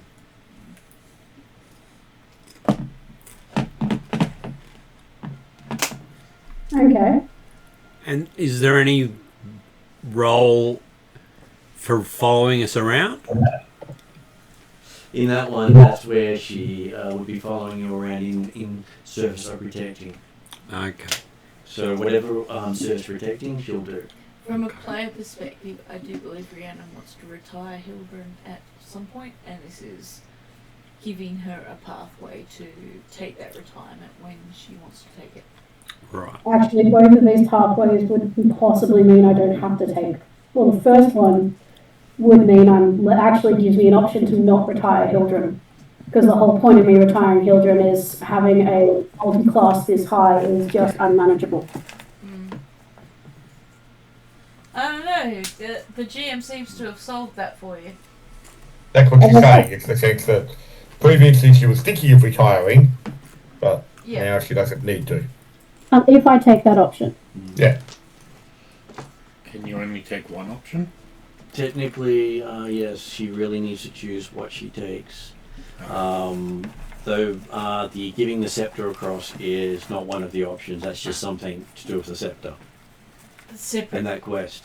I was asking because two of the options involve Cetus. Yes, the one where she gives Cetus the throne, and the one where she sits the throne with half her life. And technically, she's connected to both lives. That would also reduce my lifespan to half because I'm living a full lifetime in two different bodies. Quite possibly, you do not know. It doesn't give you that level of detail. But then again, considering your character's partner doesn't live as long as you do normally, it's not as unappealing as it would be to others. Yeah, no, it's not that unappealing. So are they the only two options, or...?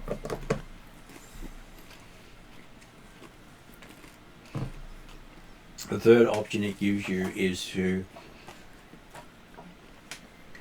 basically ascend to become a avatar of the dragons. Be the Dragon Lord. Sounds great. Well, except that she was finding it hard to avoid being Dragon Lord at the present time. And take on the mantle and leave the affairs of civilization out of your interest. Which would possibly be very far away from where Hildren is, because she's got a life partner that she wants to spend time with. That kind of thing. Is that your best friend as well, your life partner? Yeah. Fiance, best friend, childhood friend. Yeah. Spent most of our lives training together, saved each other over and over again. Well, while they knew it was an option, they didn't actually push it as an option. Because it was not one that Hildren had seriously considered. No. Becoming dragonkin and leaving any form of humanity behind. As in humanoid lifestyle. Yeah, that's not one that's appealing to her. So, what would you prefer happen as far as priest or ranger roaming about with us? Oh, see, there's the problem. You guys have had time to think. I haven't had time to think. There are times, like, if I went full ranger, I would not have the spellcasting capabilities I've got. There would be a lot that I would lose. You'd lose something You either still have quite way. excellent significant spellcasting with your secret craft. I do. I also have. There's a lot of stuff that is good for the ranger, and I'd probably talk to Martin about possibly adjusting my subclass of ranger as well. If I go cleric, there's some really awesome stuff with cleric, but it makes more sense. And I play mostly as a ranger. But it makes more sense for the cleric to be left behind and be the ruler, while the ranger is the... And it doesn't matter if you choose either or both, because it doesn't mean you have to stick with one, because technically both are Hildren. So I That's right. And it's saying you can play with the other one if you want to. Yeah. At times. So I literally have two characters that at times I will be playing one or the other. As you feel like. Yeah. Whichever one grabs your fancy for a period of time, you play that for a while, then actually, let's go the other one. That is very appealing. The handing over rulership to Cetus doesn't necessarily, not the handing over Dragon Lord stuff to Cetus, that's fine. But she's going to consult with Cetus and the Blue Dragons. But the handing over rulership, she still does feel like her burden, her oath, she owes the Wild Hunt, and her belief in Zurchev, and she's a bit worried about handing over Van Mork and her responsibility there to somebody else. Well, the one that you think was most appealing from the ones given to you is handing over the scepter and splitting rulership of your nation. That's pretty much what I'm thinking. Is the split and have the two different Hildrens, and depending on what the Blue Dragons and Cetus think, handing over the scepter and the Dragon Lord quest. And Ariadne? In terms of the Wild Hunt, if you have contracted to do a thing and you are able to negotiate with another party to take over and fulfill that for you, that doesn't necessarily mean you've broken an oath to do a thing. No, but she's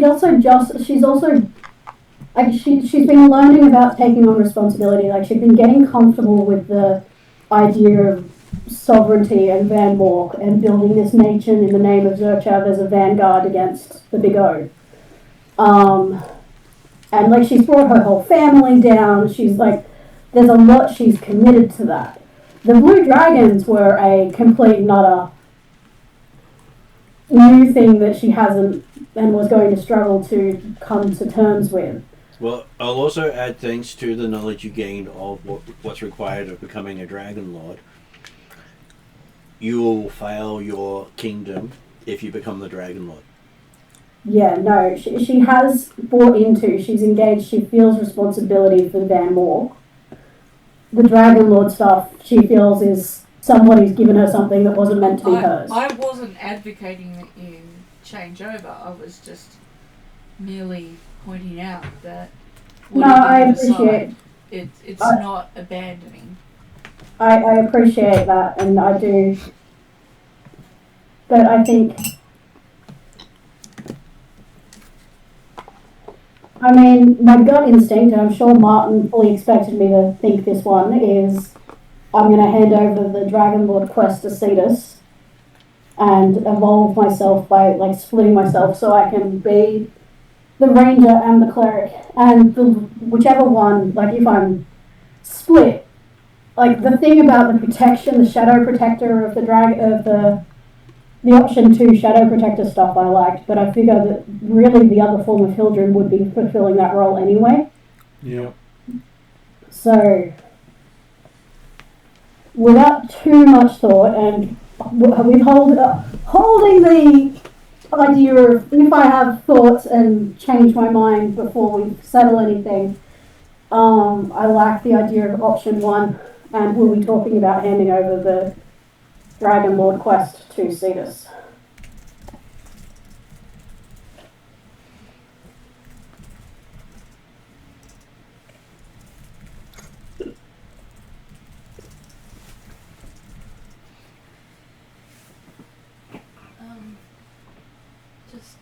Literally put it in the cupboard, the corner cupboard, to your left. Okay, so I'll give you a chance to chat over with Cetus. As the saying, both of you end up awake at one point and can chat that over while I go to the toilet, and then I'll come back and you'll find out what Ariadne's options were.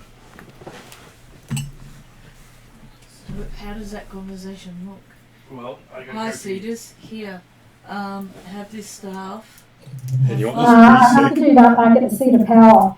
Basically, if we're in the same place, I'd go, oh, you're here too, why are we here? And do that whole introductory, a bit weird thing. And then I'd possibly relay the information I've had about how I can pass on the quest of the Dragon Lord and the implication I got in my visions, as provided by Drusilla, is that the best match for this quest would be Cetus. And would he want to?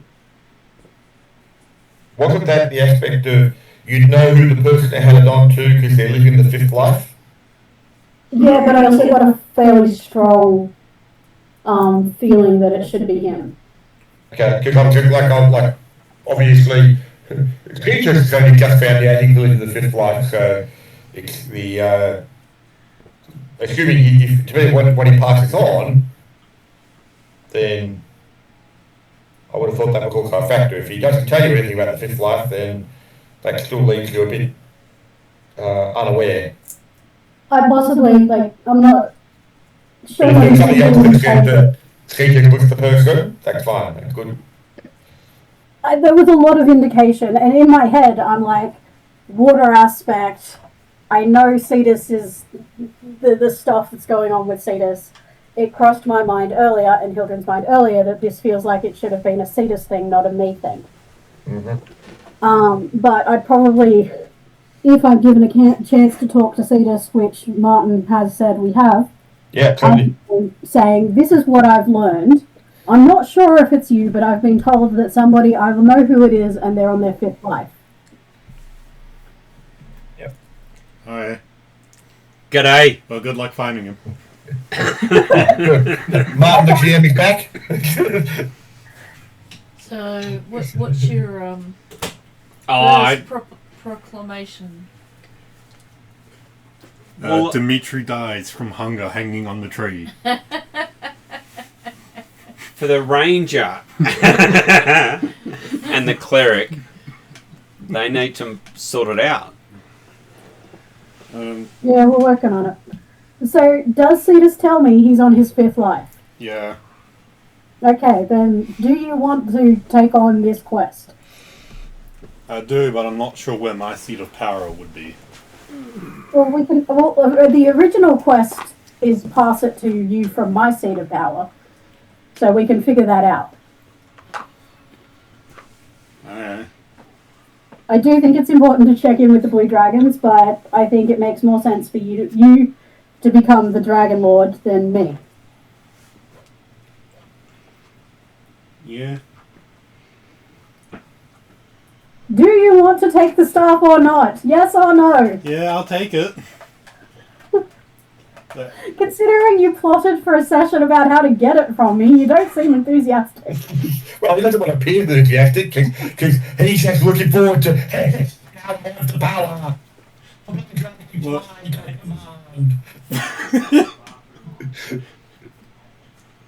You think if he made that too obvious, you might not let him have it. Because I'm not like begging someone to take it from me. So, Cetus, yes, Dragon Lord quest, yours when we get back to my seat of power. yeah. As long as the Blue Dragons don't have any particular massive issue with it. I guess so. Well, they might want you to give it to one of them. Well, Let their control stay within their own power kind. Well, I think their option at the moment is me or him. Somebody has to be on their fifth life, he's on his fifth life. Hey, some of the dragons might have been around a while. Entirely possible. I think primarily it's going to go to Cetus. I would agree. I'm just saying the fact that if you went to the Blue Dragons and asked them about it, they might offer you a say, no, you're not keeping this power amongst you humanoids. I feel, well, like he can turn into a dragon. Isn't that one of his end goals? it used to be. In the last however long it's been since he last saw him, he's decided he wants to be a kraken. That's right. Some of the dragons can turn into human. That doesn't mean they think of themselves as human.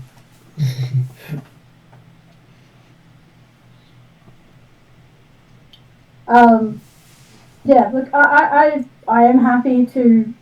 I think at this point it's a Cetus. We'll go with Cetus taking the staff when I can do the ritual, and me getting the splits thrown as long as the split soul, as long as Cetus. But Cetus has to be willing, and that's what she's looking for. Are you willing? Yes.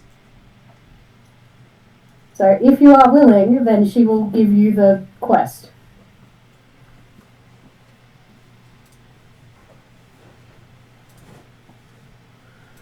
Okay. She just becomes the man.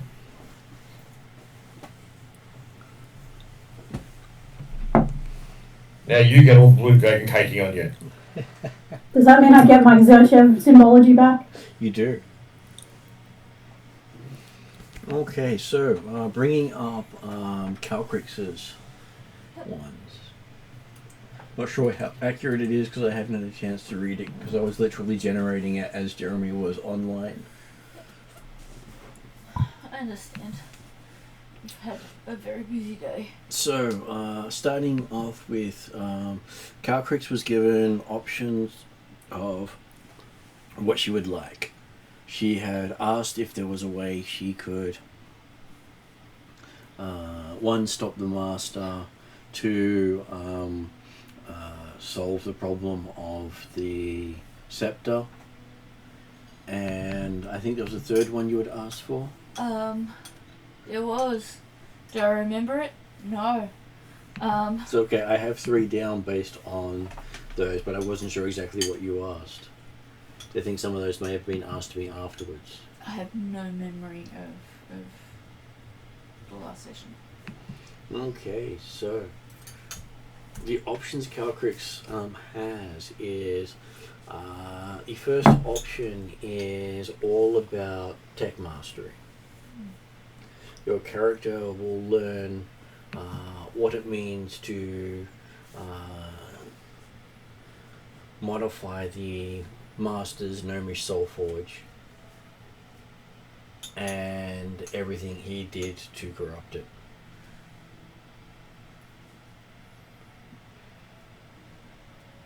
That sounds like something she'd want to do. Well, it certainly sounds like something that will help to combat the Master. And I think she's one of the only people who can actually go into the cross the Master's border without the Master seeing her. Well, now there's a few more that can at least go in without being influenced. well, some of them have to complete quests to get it. Yeah. Trellin has it. He gets it. Trellin has it straight away, but Zetas has to complete a quest to get it. Yeah. Okay, so for Calcrix, for her to be able to do so, she would have to build a Soulforge nullification, which she would gain the knowledge to do so. Option 1. Okay, option 2 is evolve. Okay, so she will be able to take on a 4th aspect early. So giving her either fire or earth, and potentially a 5th, depending on how the 4th goes. Right. Taking on all the aspects. Tiamat returns. Only if Calcrix chooses. She knows now that if she was to take on all 5 elements, she wouldn't be the unwilling avatar of Tiamat. It doesn't make you the avatar of Tiamat, it makes you the desired avatar of Tiamat. That's right. So all dragons will see you as her form reincarnated, even if you're simply her child who has taken aspects of their own. And unlike most people, these aspects will not be reduced. So no others can have 2 aspects of the same power. This will basically ramp up all your aspects. More fun. Evolution. The next one is dealing with the wild hunt.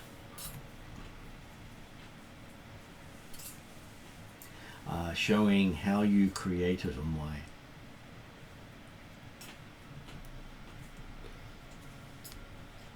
Way to give someone too many choices that are too... And noting then down that there is a very important reason you create it. Oh yeah.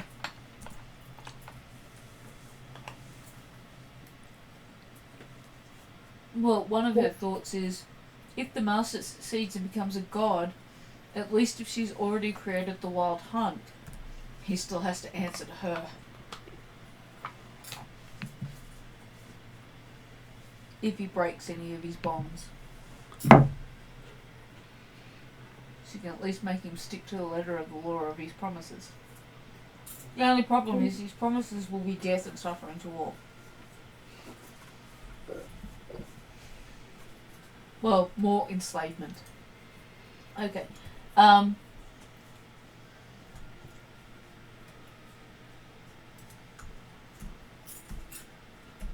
He's been working towards helping stop the master for a long time. That said, You do know Drizzle is currently fighting him, so... does she know also that, is it Cetus? Is gaining... Not yet. Not yet. You I don't- haven't had a chance to talk to Calcrix yet. This will be stuff you get to choose before you learn all that's the other fine. stuff. Though, from... I guess from Calcrick's senses of time that she has with all the other things that she's connected to, of all of them, Just on my own, she knows that it is really Drazel's task to face the master. She is only really meant to help. And she knows that learning the information about the Soul Forge would be an incredible opportunity. Probably, as much as she wants to take on the extra elements and that, she's more likely to fulfill her duty towards a wild hunt unless she feels that those two, the two options on either side, are things that will happen as a part of her normal pathway destiny. well, you know the first one will eventually happen, Mm-hmm. whether you choose it or not. Mm-hmm. You know the third one will eventually happen, whether you choose it or not. It's the second one that is in dispute because it's not going to happen for a long time in-game No. and long after the choice of becomes moot And and that's- you don't have a choice. That's where my thought was lying, in the sense of options 1 and 3 are things that are already on her pathway. So I gather in terms of her instinct then, her instinct is that 1 and 3 will eventually happen. She doesn't need to necessarily speed those up. But 2 is probably the unlooked for path, the one that she hasn't even realised she could achieve early. Does that make sense? It makes sense. Is that along the lines of what you were going to? Mm-hmm. It does, because I was going to say that technology has not been Calcrix's strong point, and having to learn technology quickly to build a object may or may not succeed. She's spent a long time with Redrin and the Recaster. She understands it. These are things that can't be pushed. But that's something you could technically ask Redrin to do, It is, actually, yeah. because he works with the gnomes. That's true. Characters have literally helped him work with the gnomes. Calcrix has a gnome, a gnome settlement on Madrid. The third one, while insightful, is looking into the future. Mm. That itself is fraught with peril. She can already see Drazel going, do you want to go down this path? Are you absolutely sure with that look on his face that says, "No, you do not want to go down this path. I am absolutely sure." He's possibly waving his blackened hand around, going, "If you don't need more of a warning and a reminder, don't make me turn back time." Okay, so with that, you were given a elixir that just made you think of stars being born. She has a pretty good imagination, but I don't think she's ever seen a star being born. Well, so you basically see what looks like stars forming and growing, That's and then pretty awesome. inside the liquid.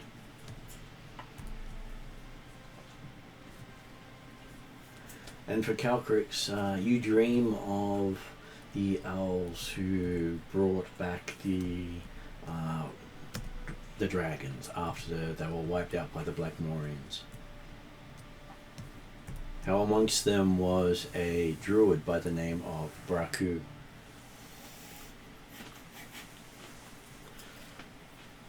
Who helped put together the scepters to start off a new civilization of dragons, which pretty much ended the first civilization of elves, because there were no elves left who were not in the underground, or who had not gone north. Calcrix has a moment which is, "Wait a minute. This is why I was drawn to that tree and meeting my friend Thala and learning all about druids." Mm-hmm. Thala manages Mount Dread and is Calcrix's best buddy outside of money. Yes. And how that craft was taught to him by the god Tiamat.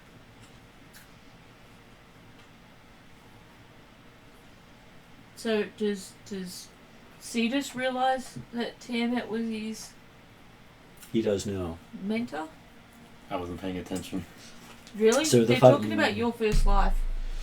Buffy was taught by Tiamat. Ah, okay. You didn't hear your own name? I was looking at pictures of my dog. So Baku was the first of the Dragon Lords. Of course he was. And as Don't part, think he's gonna kill him.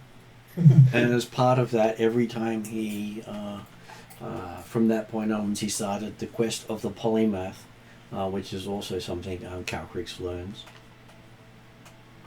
This is why those Tiamat Dragonborn guys keep... The cult of Tiamat keeps turning up everywhere. He's attracting them. He doesn't know it. And in each of his lives, he found one of the scepters. So 5 of the 10? Well, part of him doing his quest was to recover a scepter. Alright.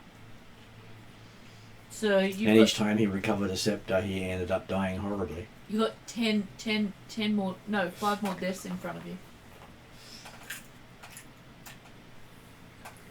Wait, so I'm supposed to have all of them? You just have to recover one in each life. Oh, okay. And he can die if you've got one there this life. Mm. You've done this one. Well, not yet. We'll have to get back to... And the, Yeah, oh yeah, you haven't got enough.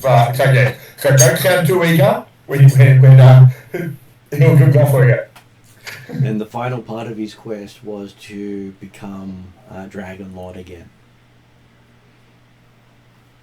Okay. Once he becomes a Dragon Lord again, he will have fulfilled his quest of the polymath, because he will have also protected his culture for many thousands of years without knowing about it. So a polymath is the polymorphing... As someone who lives a life of a different type each life. Yeah. So it's like reincarnating into a different career or class. Like being a cleric, and then maybe a ranger, and then maybe You go first to do some bard. druid.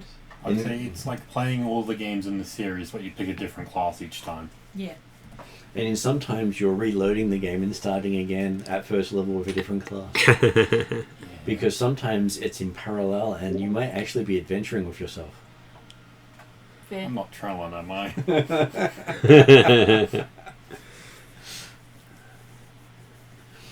Worse than that, you're Dimitri. Oh, I was just gonna say. So You sure you're not Dimitri? I've lived to 38, but I've lived countless lifetimes. So there's like 300 years. Yep. And that's on that. Calcrix's player, Ariadna, feels she's got a lot in common with Trellin. She feels like she lived 300 years, even though she's only fit in 50 something. As long as you don't pick like a sea monster related name, we're all good. Yeah. Okay, so has Trellin picked a name? Oh, The name he wants to be known as an adult. well, Tyrellin.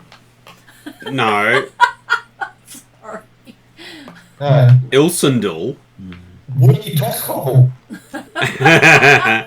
No, that's too circular. Yeah. I can bring up a elven name generator if you want. Oh God, no. Yeah, really? go ahead. I did ask last session, so I was just seeing if you actually had a chance to think about it. Well, Ilsendal. So you're going to be known as the god of the elves? Well, Well, not so named much. after. What about Quillen?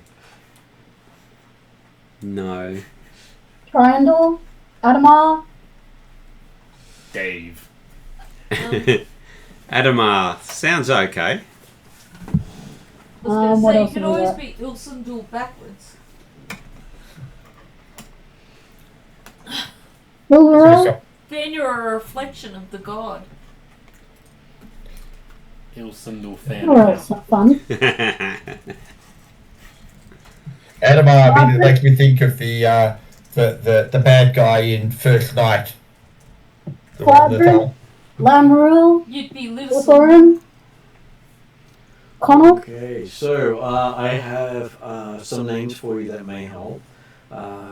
Cavalier, meaning heavenly bow or swift striker. Oh. Typerion, inspired by high elven crafting and silver precision. Typerion. Phaleon, meaning No. bright fleeting shadow in the trees. The first one, I think. Thalindra, a sharp metallic name meaning watcher of the high peak. And a Lindria, meaning star arrow or light of the wind. Hmm. No, the first one. What was the first one? Caelivor, C-A-E-L-I-V-O-R. C C-A-E E. C-A-E-L-I-V-O-R, meaning heavenly bow. So it's probably like possibly like Calibar. It's possibly a hard C. Quite possibly. Calibar. Rhiannon. Yeah, you could probably say it better than I can, but Yeah. I basically asked it for elven names for Master Archer. Because technically, I see you Yes. as a Master Archer. And I You- thought you yeah. would appreciate a name reflecting that. Yeah. Genrick. Celeborn. And Calibar. Calibar. Vor, with a Calibar. B. B, not B. Yeah. Otherwise, we're Calibar. stealing from Lord of the Rings. K-A. So K, as in K, Lee, Vor. Yeah. So phonetically, it's Kaylivor. Yeah. Or Celivor, depending on what you, or Celivor, depending on where you want to go. Celivor is fairly close to I think it's a Sylvan pronunciation, And so, which would be in line with the Wood Elf. breaking down your name, it means Archer, Seeker, or Sky Seeker. cool. So, Archer and Sky is the C-A-E-L, and River is seagull. So combining them, you get your Calivore. So do you want Calivore or Sealivore? Both work. Well, I'd like one longsword and the other longbow. Would you prefer to pronounce your new name Calivore or Sealivore? Martin the Glashan has put a request into Martin GM about a name that means longsword and was it the bow? Longbow. Longbow. Okay. Long. So Well, option 3. it's actually, yes, Eagle Eye Longbow is a frickin' generous distance. Okay, I do have a few of them now that could do that. I have Ainagorath, which sounds like a sword blade and far-reaching like an arrow. Tilon Talcontar. God, please not that one. No. Salabhad. No. The first one. Aileen Thor. No. Edan. No. Aedan? Aedan, yes. Aedan. Aedan. I couldn't actually get my and that is fluid in motion like dancing with a blade or drawing a bowstring. Oh. So it'd be like Aelwyn or Aemir, but Aedan. Aedan. Okay. So have you How does spelled- that feel? Sound? Yes, Okay. the last one sounds great. Because I went for ones that had meaning, not just for weird names. Yeah, I Yeah. like meaning. So what have we decided on? Aedan. Aedan. Which AI okay, is going spell. to hear as Aiden. So think Martin when you're saying it Aemir or So it's the E with the A with the two little dots over it. Yep. RDAN.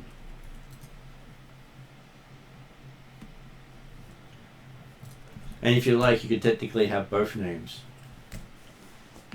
One could be a last name if you'd like it. I'm still struggling with the... You could just do however Martin spells it. Sorry, can you remind me how the second one was spelled?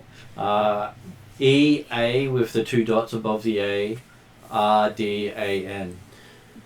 I have no idea what key to press to get that, and I won't remember so that tells me. I'm struggling with the... so, I've got Aedan, Yep. but maybe it's Silverleaf. We can keep Silverleaf. I just thought I'd give you options. you retain some of your old self.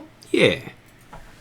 Part of every childhood is part of every, I guess, coming of age is retaining the childhood experience and lessons. Yes. So some of them will take on appearance names, some of them will take on clan names, some of them will take on other names that have meaning to them. Because the elves aren't tied into a specific tradition for naming. Does this mean Calcrix gets to get a different name? Calcrix can, yes. And that would be something worth Calcrix doing now that she technically has all 5 elements. Does she? Yes. Yeah. So, as you guys wake up and all are aware, I will say that Cetus notices that apparently, even though you feel only a week has passed, you can tell from the environment that 6 months has actually gone by. It's been his 6 months. But you've only aged a week. So has 6 months in real life gone by? Okay. So, Dimitri's countdown's now around the 18-month mark. Well, basically, whenever you see the countdown, it puts it within, it's about 2 years. So, When you wake up. the time hasn't changed. It's just that when you were doing it in your head and equating it to what time you thought it was, you were 6 months out. I heard it. I don't sound like, obviously, each one doesn't matter, or just from my notes thinking, oh, hang on, yep, what number we're looking at. So.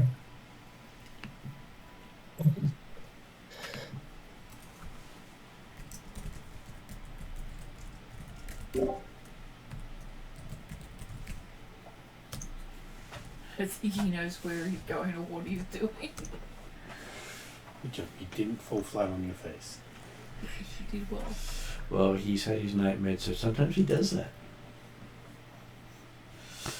So yes, you now have your gifts from Drusilla, which for some of you is a little more information than you were expecting. And you notice that Calcrix has 5 colours evenly through her scales. She's not the white dragon with highlights. She is literally a dragon of all colours. Disco dragon. Is that metallic? They're all Yes. metallic, yes. Yeah, she's Cool. metallic. Or chromatic. She No, upgraded is it chromatic or metallic? It metallic. is chromatic colours in metallic. Because the metallics are the gold, silver, bronze. She has a metallic The chromatic are the she black, has a metallic white, green, she red. has metallic black. She's got disparities. She has her metallic white is looks silver. Yeah. Right. Is there like a pattern? Are they arranged? Or is it just random? She used to think about how she would like that. Yeah, I'll have a think. Traditionally, she's been silver base, and then she's had a very wide black streak going from her nose all the way down to her tail, and then blue either side of the black streak. Now it might be a different.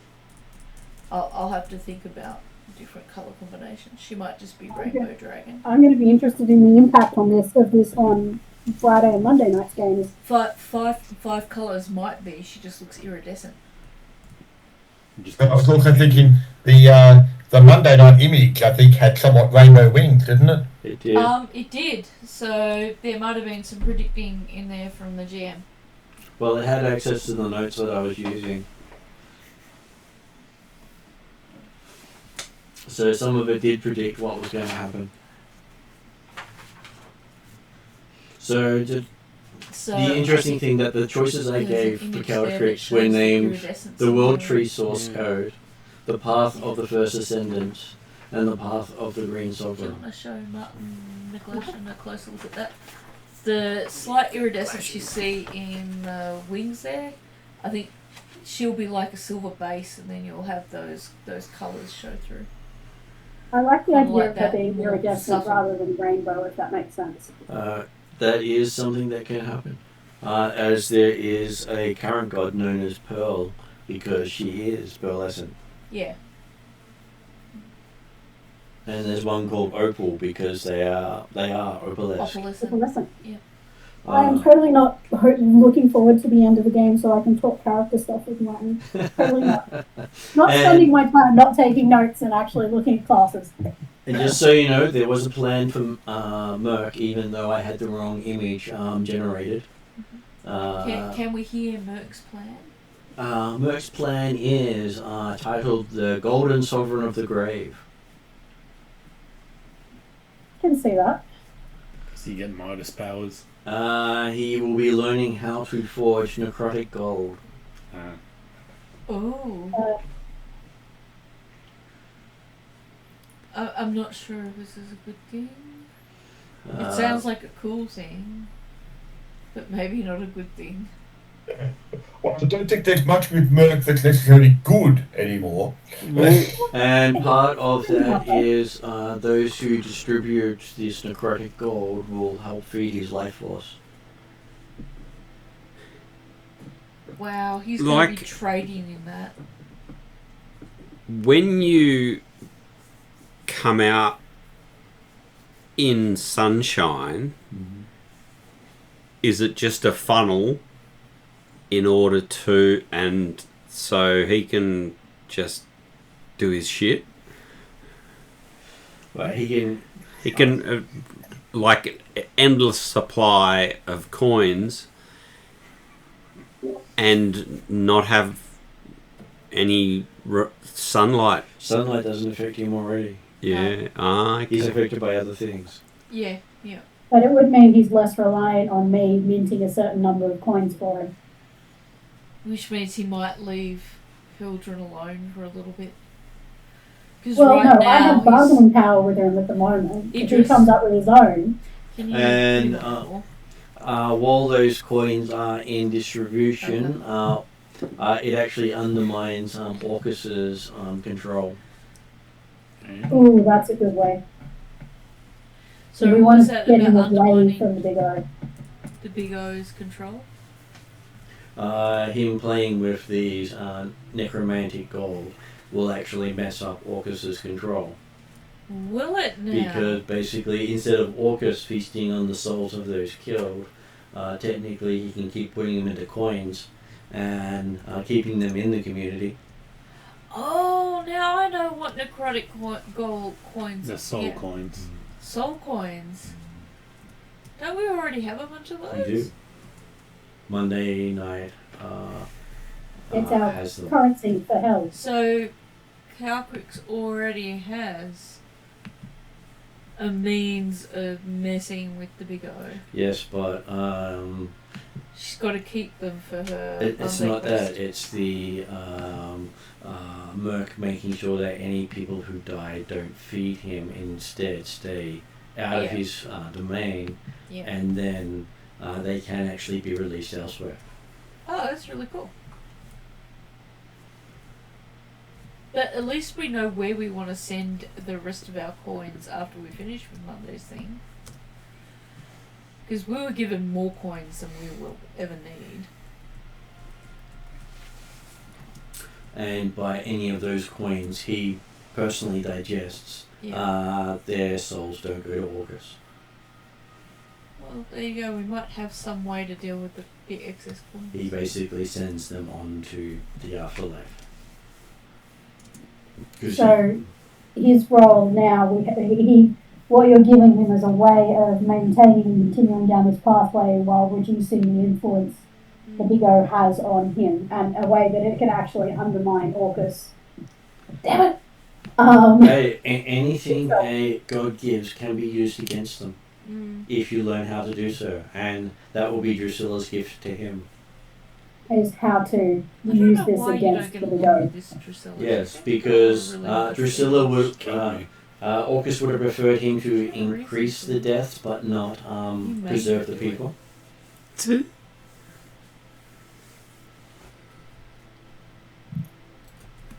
Because if he kills them in a certain way, Orcus gets her soul.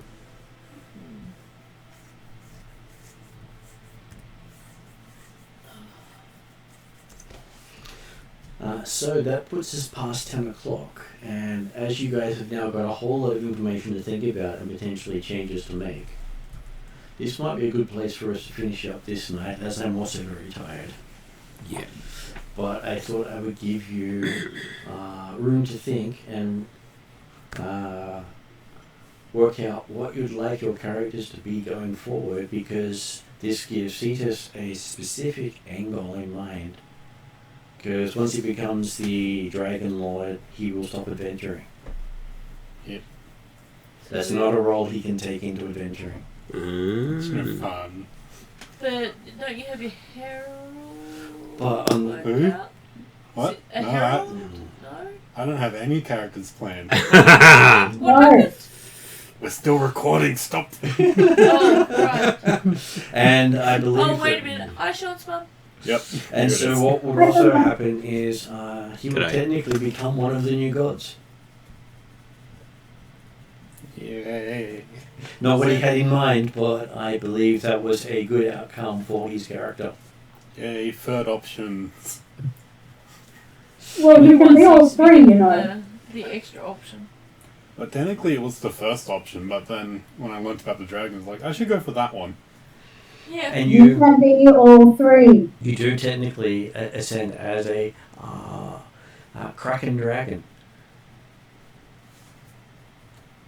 Yeah, you got Really, it. I what have both. difference is there between a kraken and a dragon? Probably number of limbs. Maybe. Depends on the dragon. Yeah. Well, it'll be something different. I don't know if I'd already have an image for a kraken dragon. So you thought ahead. Yeah. Okay, so does anyone want to add anything for the recording for their characters? As in next session, you will be having to steam ahead to catch up. Does eat get an option? Eve will have other things Okay. because Eve will have spent time doing her own stuff while you were. I was going to say, having I your think vision at the growth. end, I asked if Eat could spend time with Drusilla, so it'd be interesting to see what goes on for Eat. Keep has ascended into the shadow tree. No, Eat gets to stay with Calcrix for her lifetime because Calcrix and Eat can't imagine life without each other. Okay. And Eve is technically there at the formation of the Wild Hunt. But let's just say, if Calcrix ever gets married, whoever Calcrix marries has to accept that they're also entering into a relationship with a dark fey plant who's going to be a dependent, like a child. Stepdaughter, son. And yet be far older than any of them. Step Eep. Okay. Any other things you'd like to note? Okay, There next. was no mention of a duck that was going mad. I'm a little bit disappointed. Oh. What? No, not a duck Well, going mad. A mad the duck, duck but mad and in a the- good way. Yeah. Maybe the mad duck just Maybe interfering right- in Cetus's lives. Maybe riding a black dragon. Or a black dragon riding a duck. I like Did that Cetus even meet better. Drazzle in all of his previous lives as well? Yes. Yeah, makes sense. He helped you make the scepters. Yeah. Fair enough. He was there when you were crafting your weaponry to hunt the kraken. And if Calcrix finds that out, she's like, "There, I told you, wherever there's mischief, there's Drazzle." Gave you pointers in how to make it better. Well, he was the priest that ordained Cetus's wedding. Yeah, that's true. And apparently he was there at every one of your weddings. You've been married multiple times. Hopefully not to Not to Lorelei. other people. And each of your lives have kids. Are I any mean, of those remember children one. alive now, though? I'm sure they are. That would be I an mean, Levy's interesting are the ones most reunion. likely to be alive. Considering he was the most recent one. And apparently a bunch of them moved to Darken City to get away from the fact that their parent was a elf and they were a halfling. As long as I didn't move to Akasoli, that'd be problematic for them. So that It's might not have him, been a it's bit his loud. character's parent. But So I'm your that's grandfather. demolished. So it's Darrican is a I think it went over his head. Yes, it did. Okay. It was Yeah. pointing out that he was your character's grandfather in his previous life. yeah, it's fine. Because I, in my transition to elf, I've lived the same life to build up 300 years. So Cetus is an 8 your grandfather? No, not related to this body's heritage. Sure. Related to the previous body's heritage. True. Just to make Again, things confusing. as I said, I am somehow now related to pretty much every other character. Cetus. So he was great granddad to Cetus. Sure. Hey, Or technically, granddad Cetus. so technically he's his own descendant multiple times over. Yeah. Well, he dates back quite a distance. Yeah, no, I get that. Grandfather paradox much? Yeah. Except there wasn't time travel involved. I was going to No. say, at least it's not the actual one with, like, Pride from Futurama, where he's his own great-grandfather. I feel like Jezzel will approve of this. You probably helped. He's been working on it for generations to steer the right pathways. Yeah. Okay, so going to end credits and we can chat afterwards.